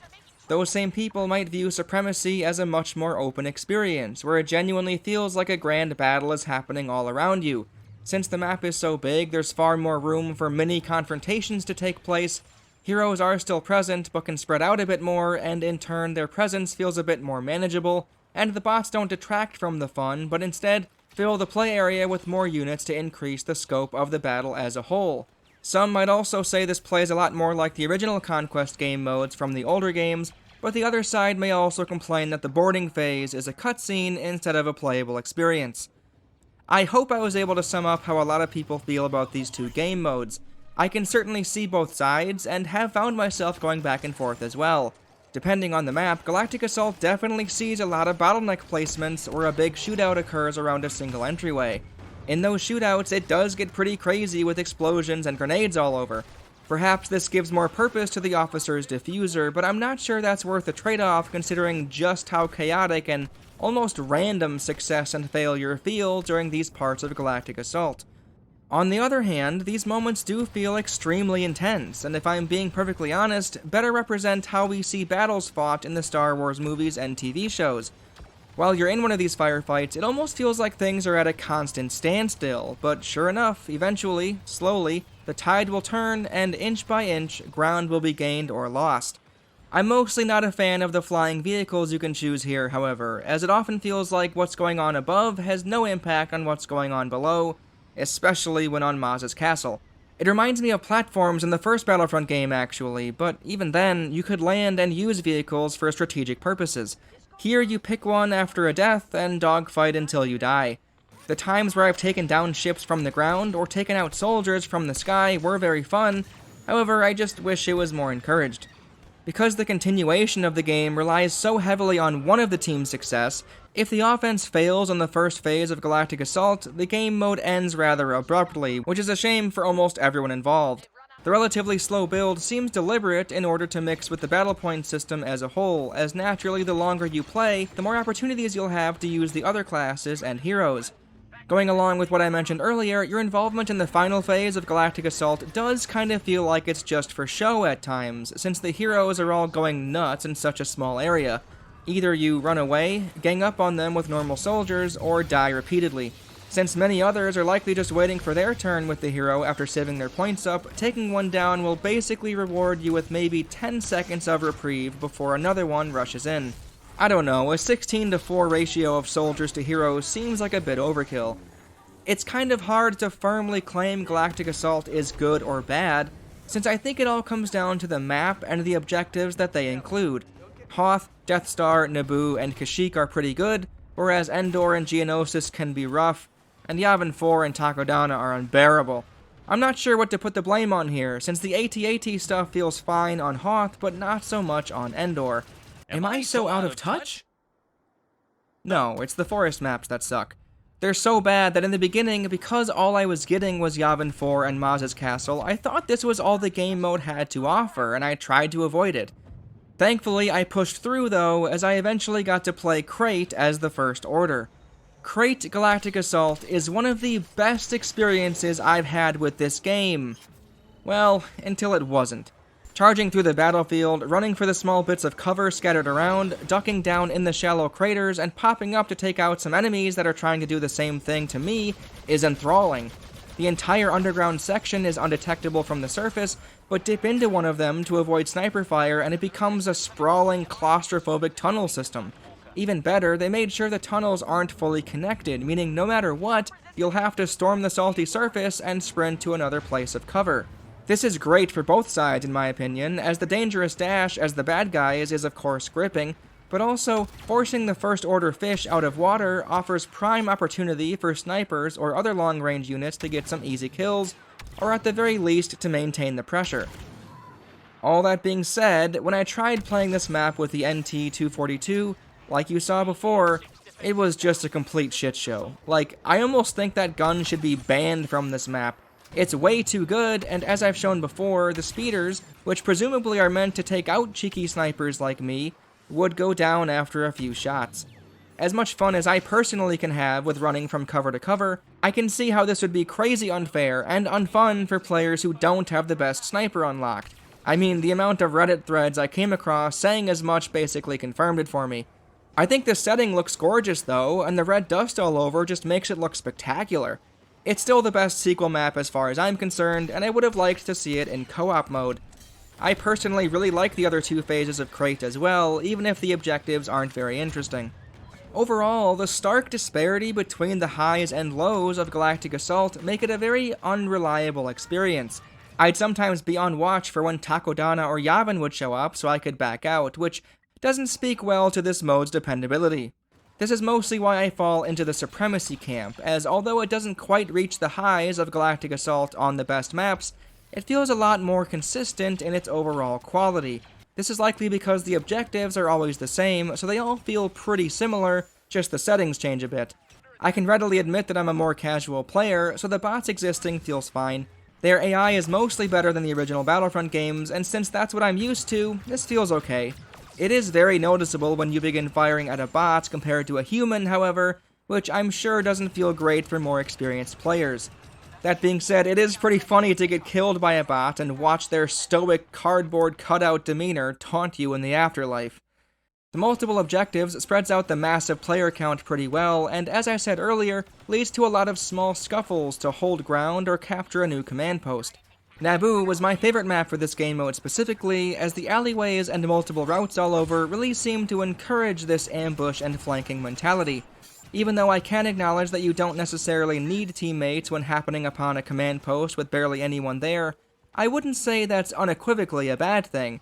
Sneaking in and taking one without the enemy realizing it reminds me of the best parts of the real Conquest game mode in the original games.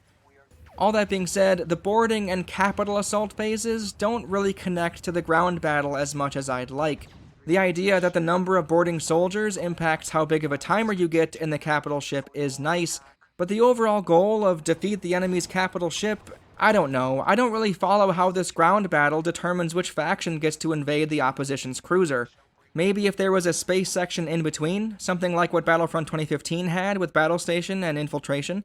Or, even better, make it play exactly like it does in the original Battlefront 2, with a much bigger interior. Obviously that couldn't happen due to the vehicle problem I mentioned earlier, but it is fun to dream. Another reason I don't think the ground and ship phases connect well is how drastically different they both play. The capital ship assault more resembles a miniature Galactic assault push. I enjoy it, since I mostly enjoy Galactic Assault, but I can see how the players who don't like it might stick to the original trilogy Supremacy, since that phase isn't included. Because the boarding phase, and thus the capital ship sabotage, only triggers once a team's reinforcement bar reaches 100%, the ground phase can take a very long time. It's also quite possible to fail and come back to the first phase once more, meaning this game mode can legitimately take 45 minutes. Ignoring that for now, the command posts themselves on the ground phase surely point to this being an attempt at bringing back an iteration of the classic Conquest mode. I both respect, but also don't respect the effort here. While it does have the hologram-producing command posts that change color when you stand near them, it's still not Conquest, though. I certainly like the many objectives to go for, and the fact that you can choose to spawn at them is also nice, but the total reinforcements were a key part of the old game mode.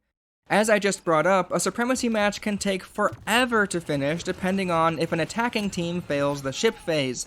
It sure seems like the ticket count up top was put there to explicitly prevent the game from dragging on too long.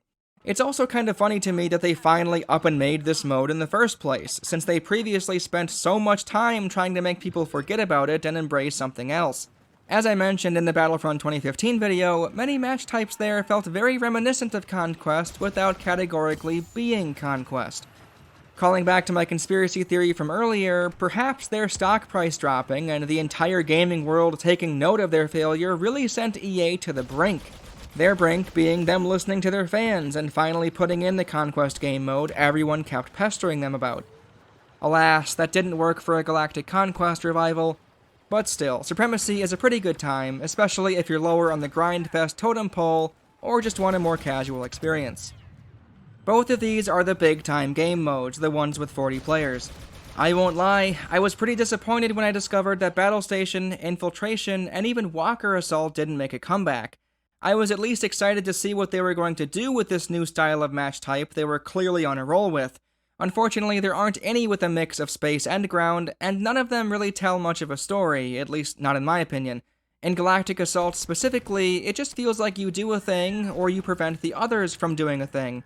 The lack of interesting goals for half the players was an issue I raised about Battle Station and Infiltration, but I had hoped that they would try to solve that minor issue while also sticking to the self-contained 3-part Star Wars battle idea. None such ground was gained in the more objective-oriented Galactic Assault. The lack of an era restriction also hurts the believability that a real Star Wars event is taking place. Seeing Rey help the clones out on Geonosis or Darth Maul and Hoth? Oh man, at that point why not let the factions all play on whatever map they like without any restrictions? As much as I like Supremacy, it feels very vanilla, very plain compared to what Battlefront 2015 offered. Galactic Assault does do a better job, on some maps anyway, at providing an overarching and ever-changing landscape to battle in. However, even then, I still prefer the gameplay of Walker Assault.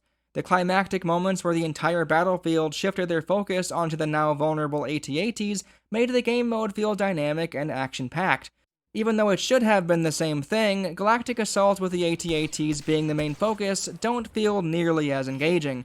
Perhaps it's because that's only part of the goal, Phase 1, so it has less time to shine, whereas in Walker Assault, that was the whole game mode. It's a shame nothing in Battlefront 2 could really capture that feeling. As far as the squad system, which replaced the buddy system, it's alright. I didn't feel as connected with my group of 4 as I did with my partner in the first game, but having more places to spawn from is nice, and getting points when a squad mate picks you is great. My favorite squad moment was sneaking back into an enemy cave in Hoth, and all 3 of my buds spawned in on me. It felt like I was the giant wooden horse, invading Troy with my party of 4.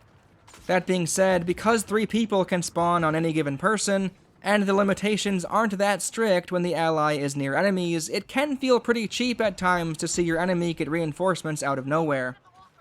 I have a few more miscellaneous issues in regards to my time with these 2 game modes, so I'll just list them right here. While it is nice that you can spawn at the command posts in Supremacy, you're never afforded a map of the play space, which makes choosing those command post spawn locations all the worse. You do get a quick overhead camera view, but I don't know where that is in relation to where I want to go. It's truly baffling to me how they didn't give the player some type of top-down map to look at. You generally always want to pick a command post or a squad mate to spawn from as well, since choosing the default area is a complete hassle. I understand that you want the players to have a safe and secluded space to always spawn in with, but Jesus Christ, it takes like 2 minutes to get back to the action if you pick these. Considering how easy it is to camp a vehicle nearby and slaughter humans and bots alike when they load in, why wouldn't they just put some auto turrets or something near their area? Anything to prevent this garbage. They should have also done something to make sure a player can't spawn in the now restricted zone after picking a vehicle. Not really fun to blow up through no fault of your own. The many doors not being usable is something I've mentioned in the first video, where you sometimes just won't know which ones work and which ones won't. It makes the Galactic Assault maps feel even narrower, since it sure seems like you should be able to find a flanking route or something, but everything is closed to encourage a bottleneck battle. That's not what I wanted to complain about though. This door issue led directly to my downfall in the cruiser phase of Supremacy when the map moved the restricted zones. You get like 30 seconds to move your guy into the map again, but somehow the map led me to a limbo space. This area is safe, but the door is closed, so you can't get back to the action. You can't leave this area, as many of my squad mates tried doing as they spawned on me, since you'll die within 10 seconds of entering the restricted zone. The only solution here was to respawn, but I was stubborn and refused to. All I can say is, I'm sorry to my squad mates, BBear112, Distant Knight GB, and Muscle Nugget. I chose to fight the power. I hope you can understand. Plenty of times a defeated enemy will remain on the battlefield, causing you to potentially waste a second or two attacking them before realizing they aren't real, which can lead to your death if it happens at an inopportune moment. I've run into the problem where the select screen doesn't work for whatever reason. I clearly pick one class and it spawns me in as another. This happened so frequently in one match that I eventually just went with it and learned to use the backward selections. Other times I would spam the button and it wouldn't let me pick the class I wanted. Maybe that unit was already full and it just didn't update my screen? Lastly, DICE seem really into this whole radar thing. I've already mentioned the many abilities that affect your radar, so you'd think that DICE themselves know how important it is, right? Well, I'm not so sure, because there's a bug that shows your friendly ATSTs as enemies. This happens consistently every single time I'm the First Order or Empire. What the fuck? This likely isn't even close to representing the amount of issues that currently plague the game, as I came across this Reddit post on the Battlefront subreddit with 240 existing problems. It seems almost gross to me that DICE proclaimed this game to be finished back in 2020, when there were still apparently quite a few balance issues and bugs present. Even though it doesn't house nearly as many players as the other two, co-op feels like the other big game mode. It features command posts as well, however, it plays more like a Galactic Assault objective. There are up to 3 command posts to capture, attaining one of them advances to the next phase, and so on and so forth until the final phase of a single command post. Sometimes you'll play the opposite side, where you'll defend a set of them, then dwindle down to just one if you keep failing. I'm not sure why there's both an offensive and defensive version of this, since if you're with a decent squad on a defense, it's very easy to win in the first phase. I don't have proof of us making this decision, since we can't communicate, but it felt like there was an unspoken agreement that winning in the first phase would be pointless, so we intentionally let them capture a command post. Failing on purpose isn't usually something you want your players to be doing, so the defense version of the game mode isn't ideal. It's awesome that the AI can use the special units and heroes, however, I did see a consistent issue with their pathfinding, or maybe their awareness of the limitations of the map. It was really fun goading Vader off the edge of the map in Battlefront Classic, as that was a danger to us both. I was playing with fire. Because opposing teams have separate danger zones, it's not nearly as fun. Watching Darth Maul throw caution to the wind, pursuing you to the ends of the earth, only to randomly slump over defeated after his invisible 10 seconds are up, is really dumb. They should have definitely been programmed to run back to a safe area when their timer reaches 5 or 6 seconds. It kind of ruins the tension of it all, which is a big shame, since for the most part, the AI manages to hold their own fairly well with other units. This is the only online mode where all of your enemies will be bots. It felt a lot like Battlefront 1 and 2 on the PS2 and Xbox back when I was a kid, so I'm kind of unsure why so many players seem to scoff at this mode. It did, pretty consistently I will add, make me question why the full Galactic Conquest mode wasn't in the game. I won't pretend I have all the answers on how to make it work, but if it's able to matchmake you with 3 other players, I feel like bringing you 4 to a menu after each battle to pick another planet or purchase some type of class or hero could work. It would certainly take a very long time to finish, meaning players definitely wouldn't all stick around, but considering how easy it is to load in players during the middle of other game modes, I feel like something similar could have worked here. As long as one person is in the lobby, the Galactic Conquest keeps going, and only when all players have left or the overarching goal has been failed or completed would it close out. Even if none of that would work, and I'm just an ignoramus for suggesting it, having it for offline players, or even privately with a few friends, would be just as great, I think. Like, I'm not crazy, right? Don't tell me I'm the only one who thought of how well Galactic Conquest mode would have worked when playing online co-op. Starfighter Assault is the main space game mode. There are objectives, much like Galactic Assault, but there are bots thrown in as well, like Supremacy. I think it's a fun time, however, the heroes and their milestones kind of get in the way of trying to win the objective, but I'll talk about that in a bit, don't worry, I have a separate rant about the milestones. While Hero Starfighters is also an option, for many of the Hero Starfighter milestones, I'd imagine this is where players will find themselves. A hero ship costs 2,000 battle points, and that can take some time to accumulate. It features the same issue as I've mentioned in the other game modes, where you may have to stay on the unit selection screen to be aware of when a hero ship opens up, but that's not the main problem here. The hero ships are fun to play, they have more health and more powerful and/or unique abilities. This means they're a good target to gang up on, and it is easy to take them out if you go that route, but honestly, I started feeling so bad that I would deliberately leave the enemy hero ships alive. I know how annoying it is to spawn in after finally getting the 2,000 points and spending them on a cool fancy ship, only to be gunned down within a few moments. Like, what a waste of fucking time that is. I feel like the game shouldn't make me sympathize so much with my enemy, especially when they technically have the much more powerful unit at their disposal. Maybe this is a ratio problem again? It looks to be 3 hero ships to 12 players on a team. That sounds fine, but it doesn't feel as good when playing. Maybe what I was really yearning for is a co-op mode for Starfighter Assault, since destroying bot ships was a genuinely enjoyable time, and was oddly relaxing after a while. With other players though, it can just be annoying. Maybe if there was a Galactic Conquest, this could be the space battles. Whoa, what a crazy idea. While I initially thought the X-Wings were far better than the TIE Fighters, given that they can heal themselves, X-Wings don't have an afterburner move, so they can't avoid lock-on missiles very well. It makes sense that one side has more health than the other with that in mind.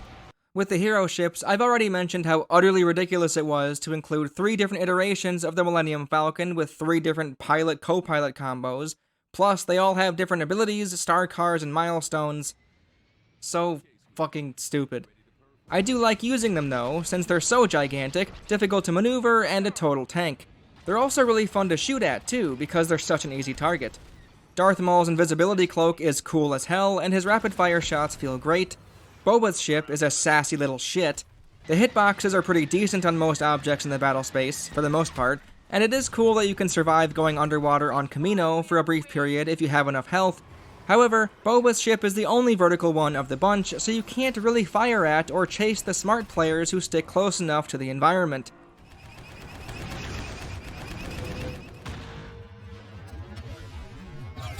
Communications array critical.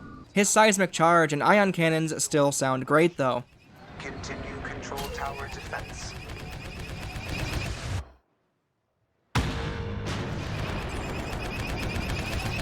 I'm taking fire.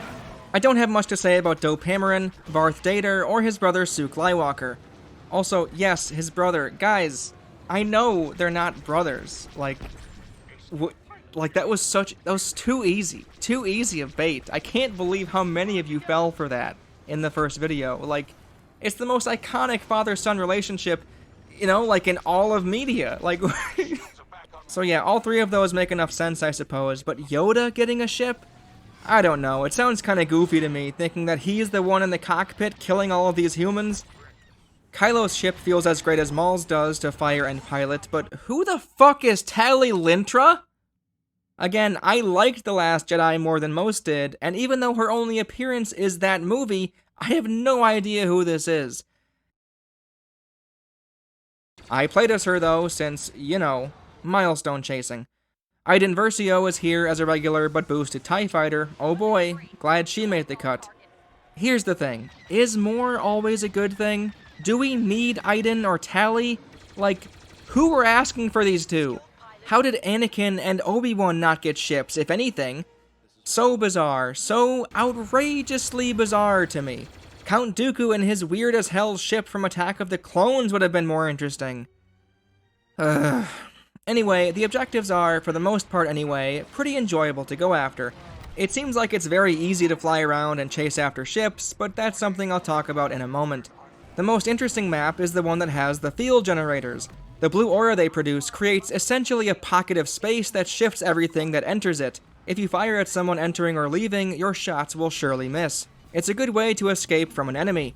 The generators themselves also produce a wave of gravitational energy or something, where it pulses you away if you fly towards it when trying to fire at the insides, but once you get past the middle, it pushes you away. It creates these incredibly tense situations where you can't rely on your normal flight mechanics to function like you're used to, so you might find yourself trying to predict when the next pulse will fire and having the time to react to it. It's really great stuff. Like I said though, it's very easy to just ignore the objectives and work on taking down enemy ships, even if it might not be helping your team in any way. The avenge and revenge mechanics feed into this vicious cycle and are, in my opinion, a detriment to the game as a whole. Avenge is a label that gets slapped onto an enemy ship that has, presumably, killed one of your teammates. The problem is, you can see those markers better than you can see the ship itself, so no matter what, the battle space will be plastered with those red markers, drawing your attention to them. This is even prevalent in the land maps when ships are present. Like, I'm sorry to the teammate they killed, but I'm not going to avenge you. At a certain point, every ship will have killed someone on your side, so really the mechanic loses all purpose, especially considering bots are easy targets for players of any skill level. This could be a decent commentary on how tired and pointless going after the supposed enemy is each and every time they enact violence to your side. All this avenge mentality does is encourage more and more bloodshed. Obviously, that's not what it was meant to express, however. At worst, it's an easy excuse to make every enemy ship stand out more, but at best, it's an attempt at creating a system in which you genuinely do avenge a fallen comrade. It doesn't really work though, so even if it is the latter, it's a failure. I'm almost thinking, I think it would be better if you had a squad during this, and then only when they take out your no, it's just dumb. It's bad. It's no matter what, they're gonna take out your squad at some point. Ignore that. The revenge mechanic, even though it affects fewer ships, is functionally much, much worse. It's the same thing as before, but now it paints the one ship that has most recently killed you with a distinct orange marker. Like, how on earth did this make it through the idea stage? If your brain is on autopilot, or you're spiteful, you'll naturally just follow wherever the orange target takes you.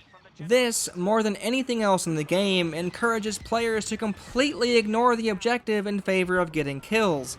In this case, the revenge never even feels satisfying, as you know, now that player has an orange revenge marker over your ship. This harkens back to my thoughts on the hero ships, as naturally you're going to accumulate a decent kill streak with them, and thus the many players you kill will be on the lookout for you now. Maybe that was the point? The revenge was put in to deliberately cut giant kill streaks short by encouraging many players to hunt for them? If that is the case, that's really annoying, and again, this is coming from a player who can admit that he's not very good at the game. The one time I get a hero ship, I certainly don't want it to end abruptly because some doofus I killed nonchalantly now has a vendetta against the color orange.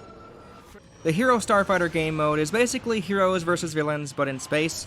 It's okay. It was added in the following year after release, and I'd imagine if this was a fan request game mode, it was likely because playing as hero ships and getting the many milestones for them was a pretty encumbersome experience in Starfighter Assault.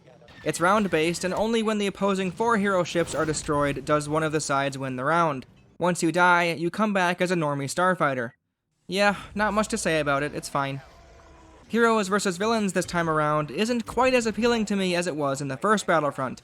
I'd imagine most would feel differently, but personally, having 4 heroes and 4 regular soldiers running around, 8 in total per team, felt pretty chaotic and opened the door to a fair amount of teamwork possibilities.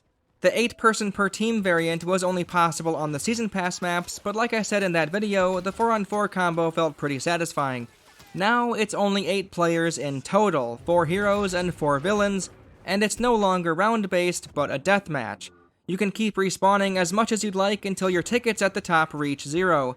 It is pretty enjoyable to work together as a team and win the match solely due to the dedication you and your squad had for sticking together. However, this is a good example of when skill and random bullshit get intermixed in a way that can be pretty unrewarding.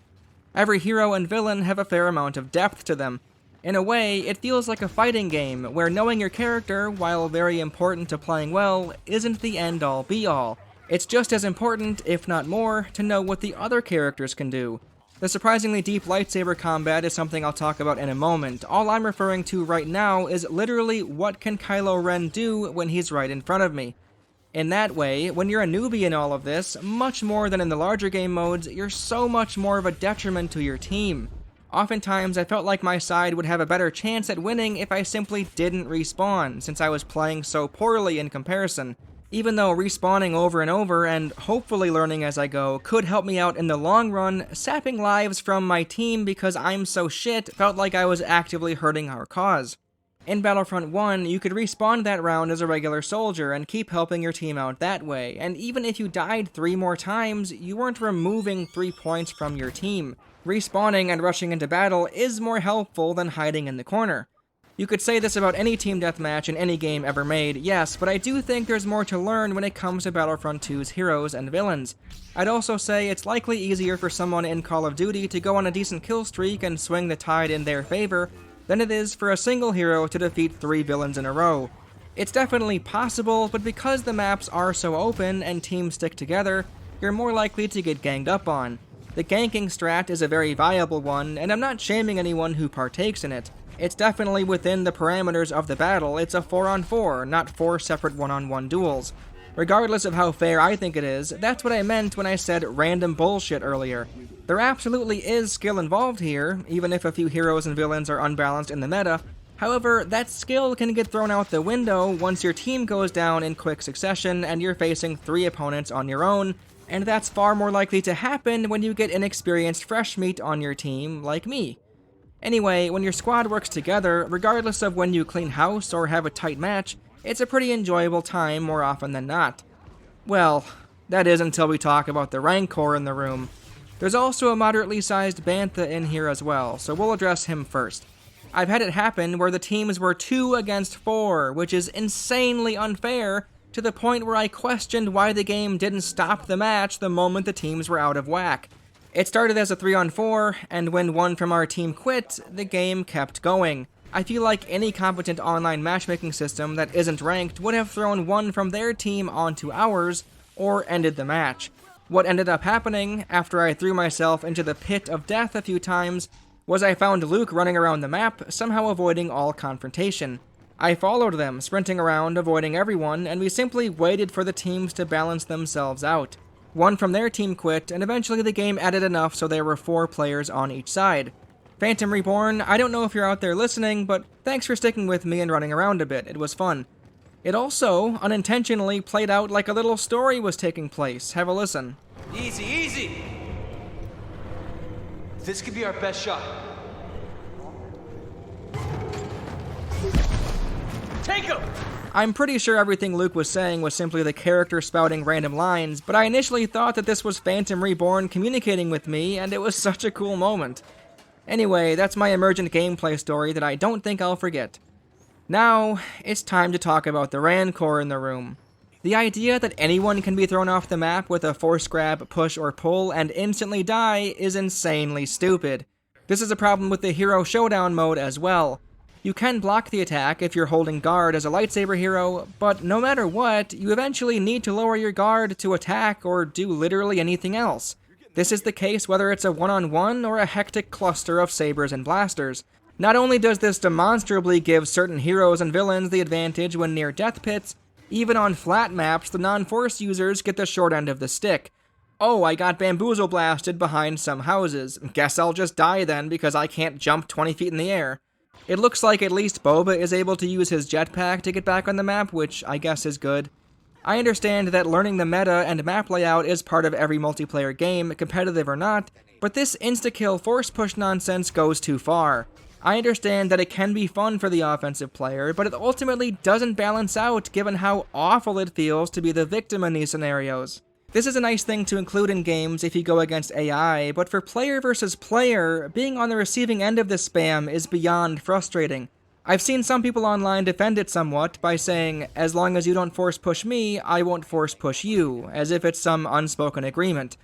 Well, that still doesn't make up for the first time they got an easy kill on you, and the idea that players have to hold themselves back from such an effective strategy is, on the face of it, kind of dumb. This isn't their fault, it's in the game. This isn't abusing a bug or glitching to gain an advantage. This is the natural cause and effect when you give people propulsion battering rams at the press of a button. If anything, DICE is to blame for the maps they included in the rotation. Honestly, the fact that the only time you're allowed to play on Bespin is in Heroes vs. Villains, which heavily encourages this craziness, is just so lame. The same goes for the most iconic map on Naboo. I would love to have a proper duel on these walkways, but the fear of force push makes it almost off limits. Maybe if the pushes and pulls didn't affect the heroes as much as regular soldiers? Like, the prospect of watching your footing on these catwalks while fighting off a foe sounds amazing, but knowing that one button press could send you flying 50 feet kind of sucks all the magic out of it. Surprisingly, on Naboo, most people I played with seemed to avoid this area, but on Bespin, those walkways were the talk of the town. Everyone will always rush into the narrow walkway section so they can threaten you with an insta-kill force push. Even on an indoors map, some groups just ran right towards the death pit for some reason. The times where I found a party that didn't force these push battles was nice, however, they were annoying for a different reason. Remember how I mentioned an unspoken agreement earlier? Well, apparently there's a bunch of unwritten rules for Hero Showdown, and the most important one is to let one-on-one duels take place. I have never gotten as annoyed in this game as when my teammate went over to me and shook his head because he thought I was going to interrupt his precious one-on-one duel. Like, piss off, dude. I had just gone through a garbage Hero Showdown match with them as my teammate on Camino and got yelled at already. Everyone left that match, probably to avoid me, but guess what? I've got a video to make. Now that I'm here and was going to follow your dumb as fuck rules, you still give me this treatment? Like, dude, fuck off. I just stood there afterwards, unsure of what the etiquette was when your teammate died. I didn't want to ruin their fun, so I just spun in a circle. If someone picks a blaster villain, is the one-on-one rule still in effect? I don't know, or care, so I just left. Fuck them. Now, just because I got a little salty while playing this game mode doesn't mean I can't talk about it in a fair and critical light. Hero Showdown was added in about a half a year after launch, and I assume it was to quell the requests of something resembling a true 1v1 duel. I'm not sure if they thought 2 people in one lobby would be a pointless endeavor, if they thought a true 1v1 match wouldn't get the casuals to ever give it a shot, but no matter the reason, this 2v2 mode isn't the best of both worlds. It's never clear if a lobby wants to do doubles or not until it's too late, and even when a 1v1 setup gets underway, some rando like me could hop in and ruin it by accident. Funny how in a more punishing game like Dark Souls is this a lot more clear, since bowing was always the invitation for a fair 1v1. Since heroes all have their own taunts, no such uniform gesture exists. The maps, in my opinion, aren't well suited for duels in the first place, considering death pits are present in many of them, and the fact that the game keeps going when the teams become imbalanced is a pretty glaring oversight. It's kind of a shame, since there is a fair amount of depth to the lightsaber combat in this game. It's sort of unintentional, however, or at least the parry mechanic is. It's not really something the designers included to make the game better, it's apparently just a bug or glitch due to the removal of some type of stagger caused by blocking or something. There's a couple of really interesting videos I'll leave a link for in the description that go over some of the more complicated techniques. In a way, it's kind of amazing that the demand for a true lightsaber dueling game is so high that people will eke out any and all depth that can be found in the only multiplayer game that grants access to heroes and villains from the Star Wars universe. Like, if EA can greenlight Squadrons for the player base who loved dogfighting, surely they could have done something similar for the player base who loved hero battling, even ignoring the cheesiness of a few of the unintentional mechanics, the many abilities, many star card strategies, and the varied health and stamina pools for each character. I don't know, I can totally get why people would be drawn to this. I'm not into it, but there's enough here to kind of get lost in researching the many subtle differences and strategies. I wouldn't classify this to be on the levels of a competitive fighting game, but maybe if DICE were allowed to put their time into crafting a separate title for these duels, honestly, I think it would have sold pretty well. I'd still prefer one that's more Soul Calibur or Tekken-esque, but a fully 3D arena-style fighting game, the type that's hardly seen anymore, I think people would be into it. Use the same assets and character models, add in a few more lightsaber characters, spend a year on it, and sell it for $40. People would play it. As for this Hero Showdown mode as a whole, definitely not for me, but I also don't think it hits the right spot for the players who were asking for it either. Blast is a regular deathmatch like before, and Strike Extraction isn't something I enjoyed much either. This is really where the Resistance versus First Order balance felt really skewed, as they just camped in the two entryways as their Sith troopers and we couldn't catch a break. We eventually did manage to get in, thanks to my superior and expert play. However, the act of placing a charge feels very bad. You have to hold down the button, and on more than one occasion, I could have sworn I placed it, but I must have released the square button too early. The opponents can remove it lickety-split as well, which feels kind of dumb. I don't know, Strike wasn't for me. Extraction is a bit better, essentially capture the flag, but with data. Oh, well, that's all I have to say on that one, I guess. I'm not sure I understand the thought process of keeping in a boring deathmatch with Blast, but combining these two different small game modes together.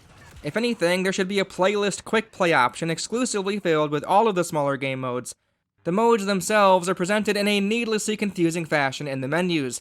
Quick play will thrust you into anything, even going from co-op to Galactic Assault. Fighting bots and fighting human players require very different levels of skill, so it's weird that no care was given to prevent new players from experiencing both extremes back to back. Once we go to the Play tab, we have multiplayer, co-op missions, and single player. I'll get to the single player option soon, don't worry, but for now, once you press the multiplayer tab, Supremacy is front and center, and the others are hidden behind an extra wall. Heroes and Villains, and more. Heroes and Villains contains Hero Starfighters, Heroes vs. Villains, and Hero Showdown. More includes Galactic Assault, Starfighter Assault, Blast, Strike Extraction, and Ewok Hunt. The fact that Galactic Assault is behind the More category is simply mind-blowing to me. At least it's bigger than the others, I guess. It's pretty bizarre that everything is separated into its own isolated playlist, with no option other than quick play to include or exclude modes you want to play in a session. I mean, even the Season Pass expansions in the first game had a lot of modes to cycle through.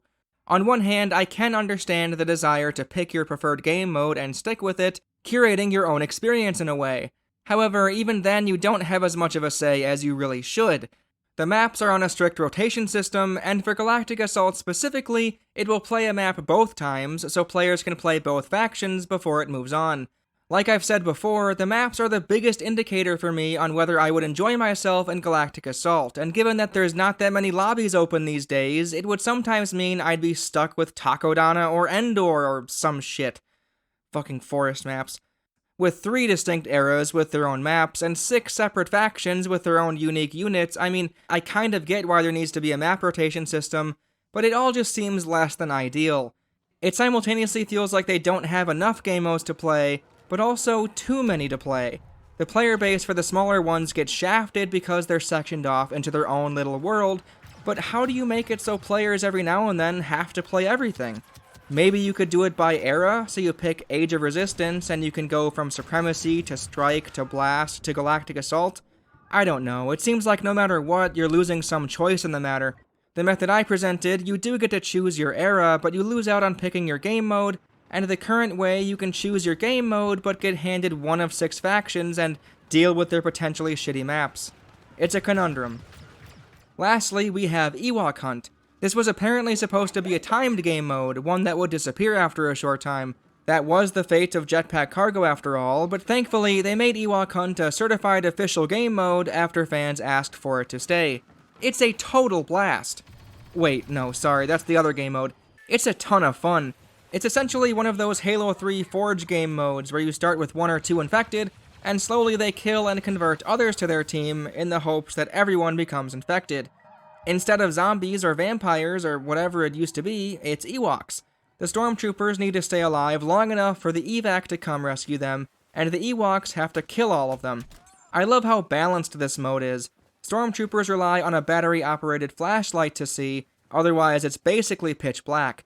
The Ewoks can essentially see everything with their night vision, and of course their hunter senses allow them to spot enemies even easier. The Stormtrooper's main gun isn't terrible, but an Ewok can still easily sneak up on them and take them out without much trouble. It's always advantageous to stay in a group, however, in the beginning, all of them are separated. This pairs really well with the limited amount of Ewoks, as if you happen to absolutely suck and don't kill anyone for a long enough time, 2 Ewoks against 12 Stormtroopers all in a group is extremely tough to overcome. The Stormtroopers can also find a cache that contains a better blaster, a rechargeable incendiary grenade, and a limitless flashlight, so if a few of them have that in addition to them being all grouped together, 2 Ewoks don't stand a chance. Asymmetrical multiplayer game modes are tough to balance, and it can be difficult to assure the players who don't get picked to be the odd person out are still having fun. I remember that was a pretty big talking point I had in my Among Us review. In Ewok Hunt, however, I found both sides to be fun, the Ewok Predator cosplay side, and the tense and atmospheric side of the Stormtroopers.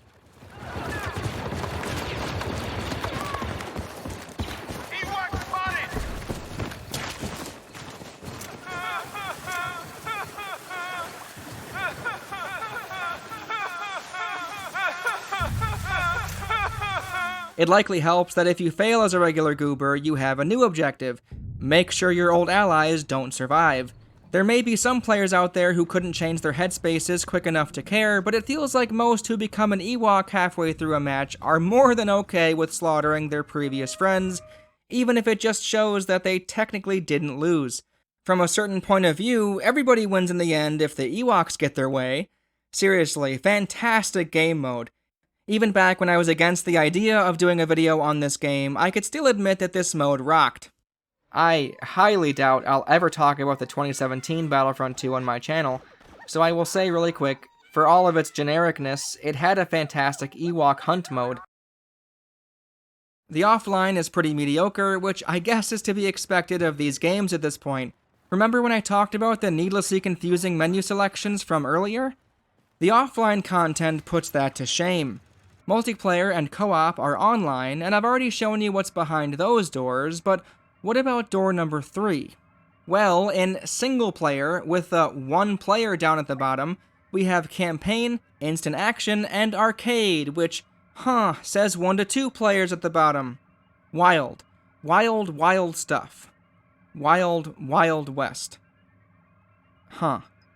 Clicking campaign brings you to main story and resurrection, instant action immediately brings you into the game settings screen for what you'll play, and arcade brings you to solo, co-op, and versus.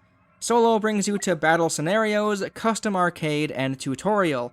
Clicking battle scenarios will bring you to dark side and light side, custom arcade is the same as instant action, and choosing tutorial will just throw you into a load screen. I guess they assumed you knew this would be the end of the nested menu. Co-op and versus have the same 2 options without the tutorial. What the fuck is this nonsense? Seriously, this is pointlessly convoluted. There's no hint of any of these selections having more menu options beneath them, and the text describing these choices don't do a good enough job. Co-op doesn't explicitly say it's online only, single player doesn't even try to tell you that's where the split screen content is, and none of their pictures convey any meaningful information. It's a complete waste of space.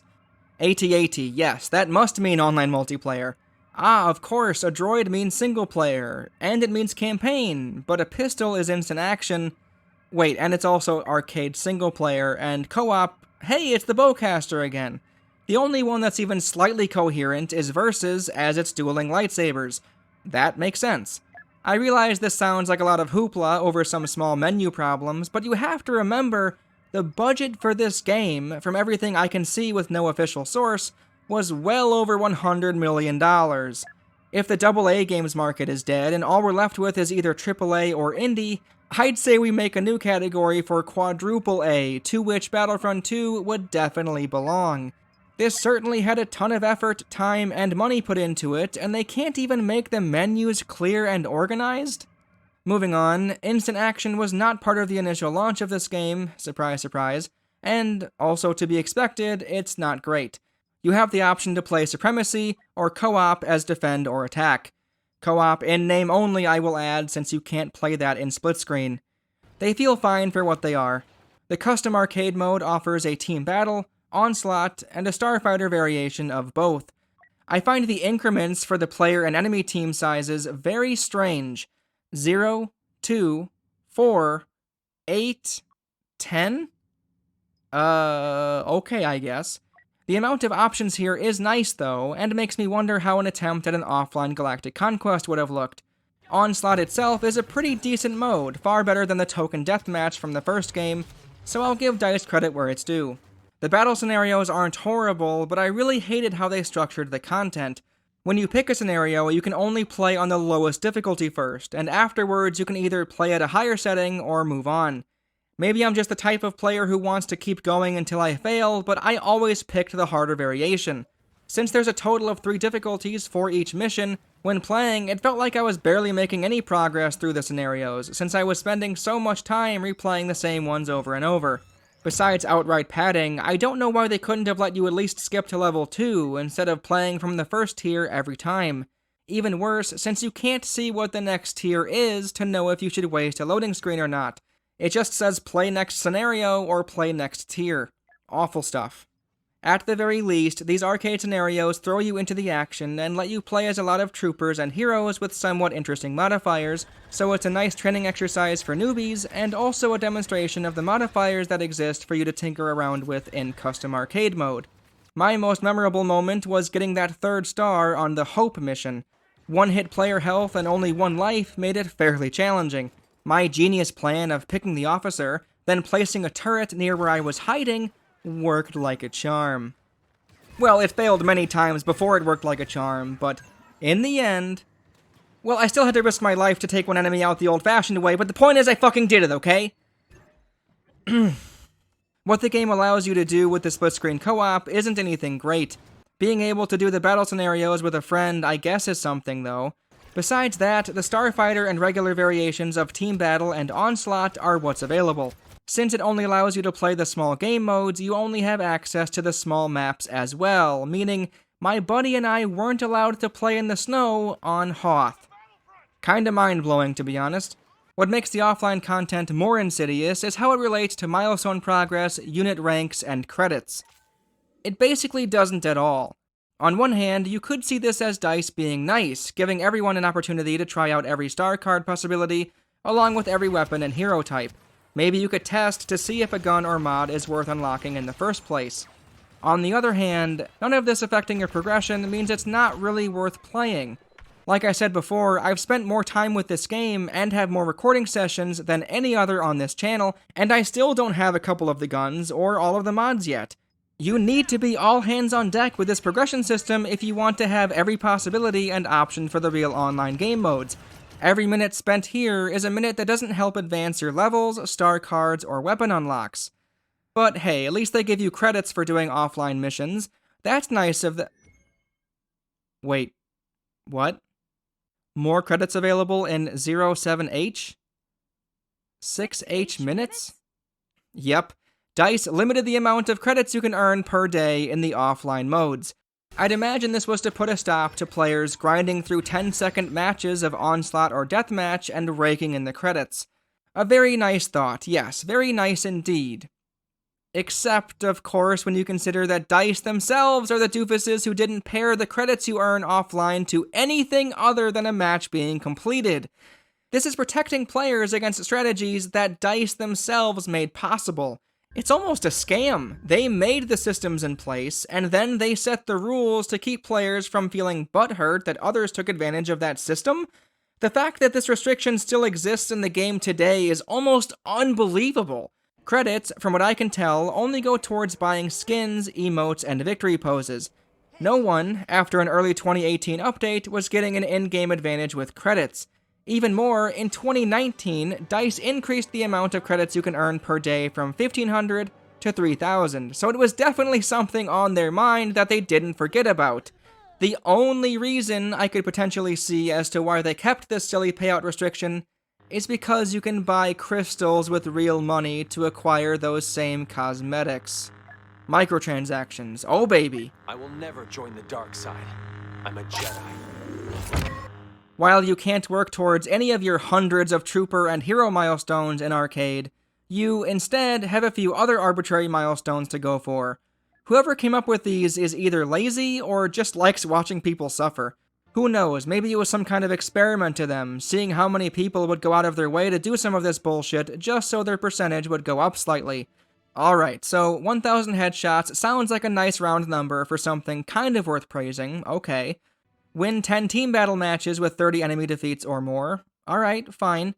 Defeat 500 enemies with lightsabers as a dark side hero in Arcade. I guess. Defeat 250 enemies with Luke Skywalker's Force Repulse in Arcade. What? Why?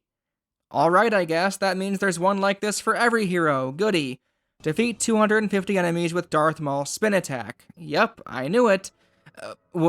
Wait, that's it? 2 milestones out of 21, randomly asking you to kill a very large number of bots with a very specific attack with a certain hero. But why? Why did they make these? Not only are they ridiculous, but the game can't even count them accurately.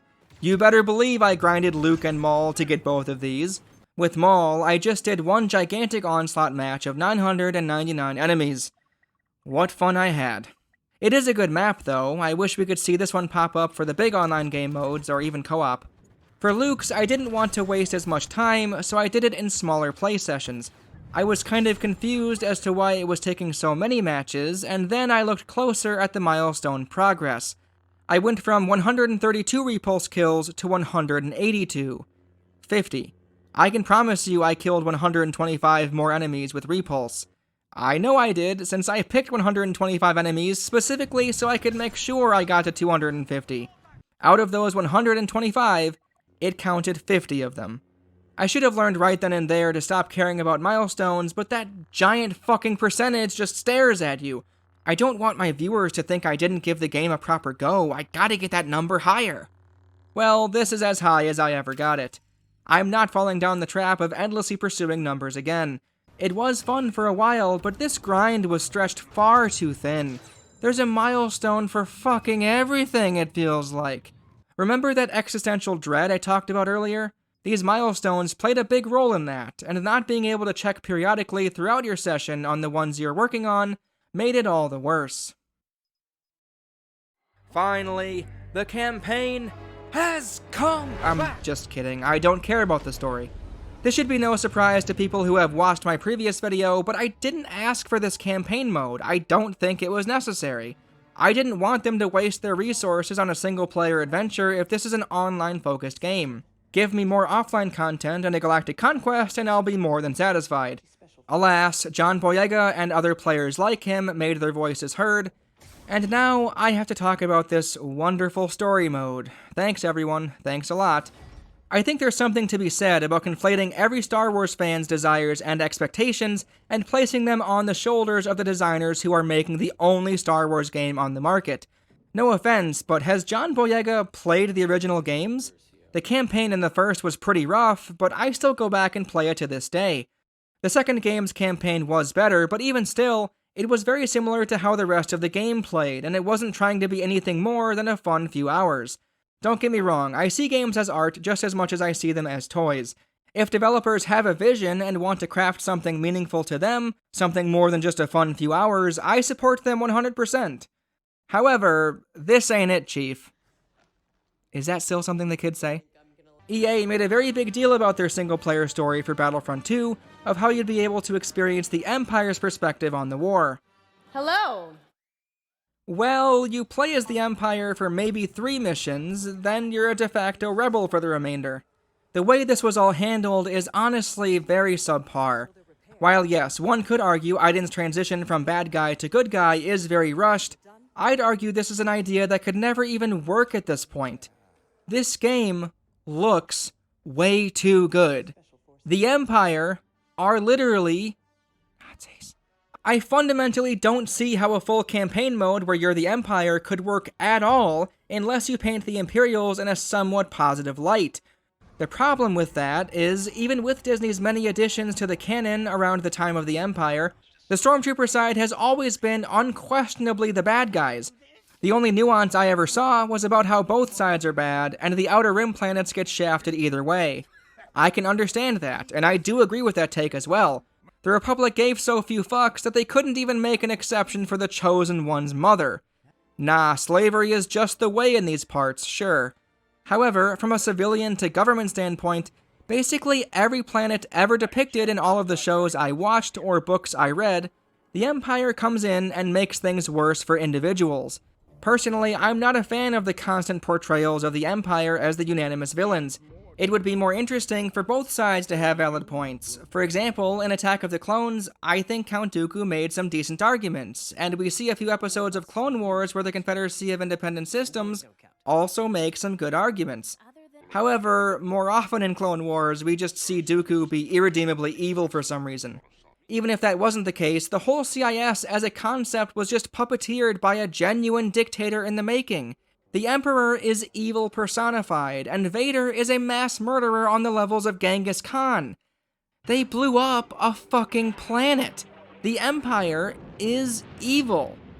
With all that being said, we can return to Battlefront 2's campaign. Yes, EA's marketing for this story may have been misleading, and yes, Iden's face turn is very rushed, going from killing rebels to killing her friends within a couple of missions, but the proposed idea of an entire story from the Empire's perspective, with such detailed graphics like this, where these rebel soldiers look so real and you know you're on the wrong side of history? I doubt I could fully engage with it if I'm being honest. Even in the beginning, where I was supposed to shock the Celestian dude who was trying to hack into Iden's droid, I just waited there. I was more interested in hearing his and the droid's dialogue than I was in helping the game's protagonist. I don't want the Empire to win. I don't want to kill these rebels. Iden being so fierce and convicted in her Imperial ways made me not even want to play as her in the beginning. I'd actually rather play the story of a soldier like Finn, being forced to go along with it even though you're against it. Hell, the mission in Call of Duty where you can either kill civilians or choose not to is a better way to go about this. Yes, this is the video where you heard Dorkaxe praise Call of Duty. In that horrific but memorable mission, you actually feel something. You know you shouldn't be doing this, but you have to. Iden in the beginning is just brainwashed into thinking the Empire did nothing wrong, so it's like, okay, fuck off. There's a disconnect here. I feel uncomfortable with what I'm doing, but my character doesn't. It's crazy, since they gave one of their characters a very believable arc in the span of a single mission, and they don't even let you play as him. The Luke mission feels awful to play, as the Jedi mechanics are clunky and unsatisfying when trying to progress through a level, but the cutscenes with Del and Luke are outstanding. Their interactions are so good that it basically puts everything else in the game to shame. It would have been pretty powerful if you got to play as Del during all of this, seeing Luke come to the rescue because you were the only one who asked, watching as he protects you from certain death. It would have also been far more interesting to start the story way back when Del was a child, hearing the horror stories about the Jedi firsthand, so we could actually see why they're so committed to the Empire. Slowly, over the course of a playthrough, we'd then see those old false stories unravel before his eyes. It sounds awesome, but no. Instead, Iden, the main protagonist, only has a change of heart when her planet gets randomly attacked because the supposedly dead Emperor told them to. This gets pushed even further when Hask outright says civilians are expendable. Civilians are expendable. I almost don't believe that in all her time with the Empire, she hadn't heard talk like this before. The confrontation scene with Hask, Del, and Iden feels incredibly forced and is frankly hard to take seriously. Don't get me wrong, the seeds were definitely planted with Hask being loyal to the Empire, since earlier on Endor he said Iden sounded treasonous. Permission to speak freely. Granted. I know we're alone, Iden, but that sounded treasonous. But the flip of Iden to the good guy side literally being a combination of, hey, why is this dead guy still in charge, and, but that's my planet, is pretty ridiculous. Del didn't even confide to her about his encounter with Luke, and that was the best part of the campaign. One escape later, one conversation with Lando, and one battle on Naboo, and Iden has this to say. It's taken us too long to realize that we were fighting for the wrong side. This war is far from over. We would like to help you, if you'll let us. What a complete reversal, huh? Anyway, I don't have much to say about the rest of the story. Iden choosing to try and rescue her father on the currently falling cruiser seems a bit silly, and the fact that you don't even end up following through with it kind of makes the whole section feel like a waste of time. It seems like he's realized he was in the wrong, but I mean, it takes him seeing the Empire destroyed in front of his eyes to have that realization. I don't doubt his commitment to the Empire till the very end, I can believe that, but him doing a complete face turn and opting to go down with the ship, I don't know, maybe a hug or something more personal with his daughter, would have been more satisfying than him talking about his moral failures or his dedication to the military. The many heroes you take control of feel really out of place for this story. Luke's is important, but as I said earlier, playing as Del would have been more impactful. Playing as Han and Leia felt really tedious and tacked on. What were they thinking with that? Lando was a blast though, and I think it's mostly due to the level he gets. Solist, a map you can't play as in the real game. This color palette is certainly one I've missed. The lava and black rocky surface just looks so good. After Iden and Del share a kind of cheesy kiss, we get shot far into the future. Kylo is now a thing, and Del is an older gentleman. Kylo goes into his brain and does some dreamy land combat stuff. It's basically a quick summation of the events of the story in the perspective of Del. It's a pretty decent way to round out the experience.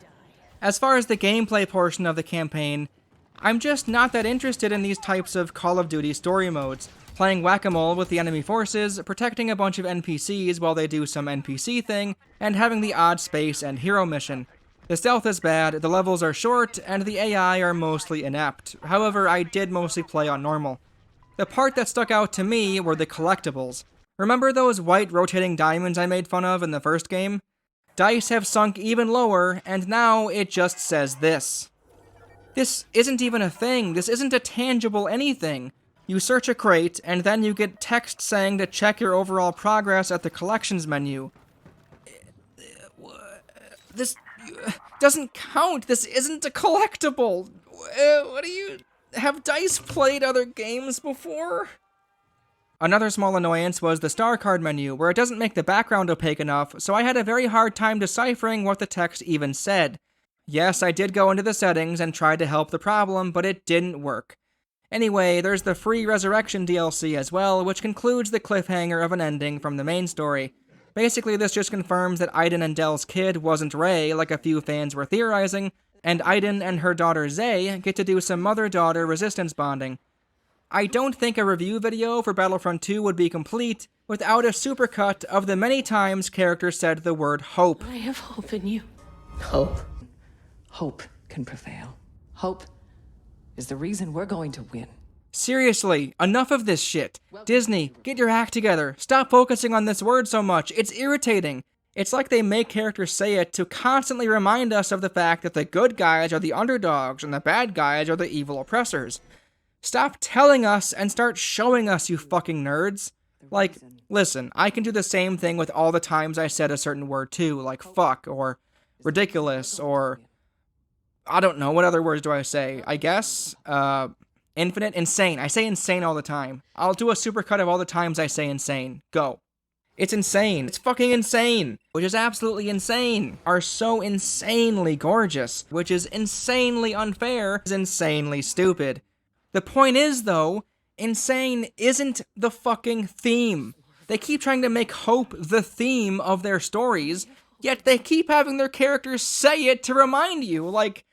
Do they think their audiences are kids? Oh gosh, they do. They are kids. They are making stuff for kids. Why am I talking about this game? This game is for children. Why am I getting so angry about a children's game? What am I doing with my life? That should just about do it. That's the entirety of Battlefront 2. Although it mostly existed in my mind as a trash fire to be avoided, I think playing it for this channel opened my eyes to the fun that could be had here. The co-op mode genuinely slaps. It's great, and I can recommend it to just about anyone, both new Star Wars fans and veterans of the older Battlefront games. Ewok Hunt is also objectively great. As far as everything else, well, it really depends. I managed to have a good time with some of it, however, I was also making progress in real life as I played. The more I consumed Battlefront 2, the closer I was to having enough experience to make a review for it. Perhaps in that regard you could say it's like quantum mechanics. I altered the outcome by measuring it. As much fun as I had in those spurts, I don't think I would have given it the time if I didn't feel I had to for a video. This isn't some woe is me either. I'm my own person, I picked this project and ultimately decided to follow through with it. I've no one else to blame but me. It just helps to have some perspective on things. I don't know how satisfying the milestones are if they really don't mean anything. How fun it is to unlock star cards for heroes if nothing about your advancement will aid you in your real life. I barely liked it even though it did help me, so maybe it's even worse for non-critic people. I don't know. I've said all I can say about this game. Probably too long of a video, and not as focused as it should be, but it is what it is, what the fuck ever. Hope some of you liked it. With this and Republic Commando, I've now talked about 2 of the more requested Star Wars games, so that's a relief. Battlefront 2 in particular was in the back of my mind for like a year at this point, so I'm glad it's done. Now, Dying Light 2 can be the game I always think about, since I'm sure that'll be one I want to do, but also don't want to do, since it's such a big game. Also, it's just not very fun, but who knows, maybe it will grow on me. Watch my other videos, and subscribe to the Patreon. Okay, thanks. Bye.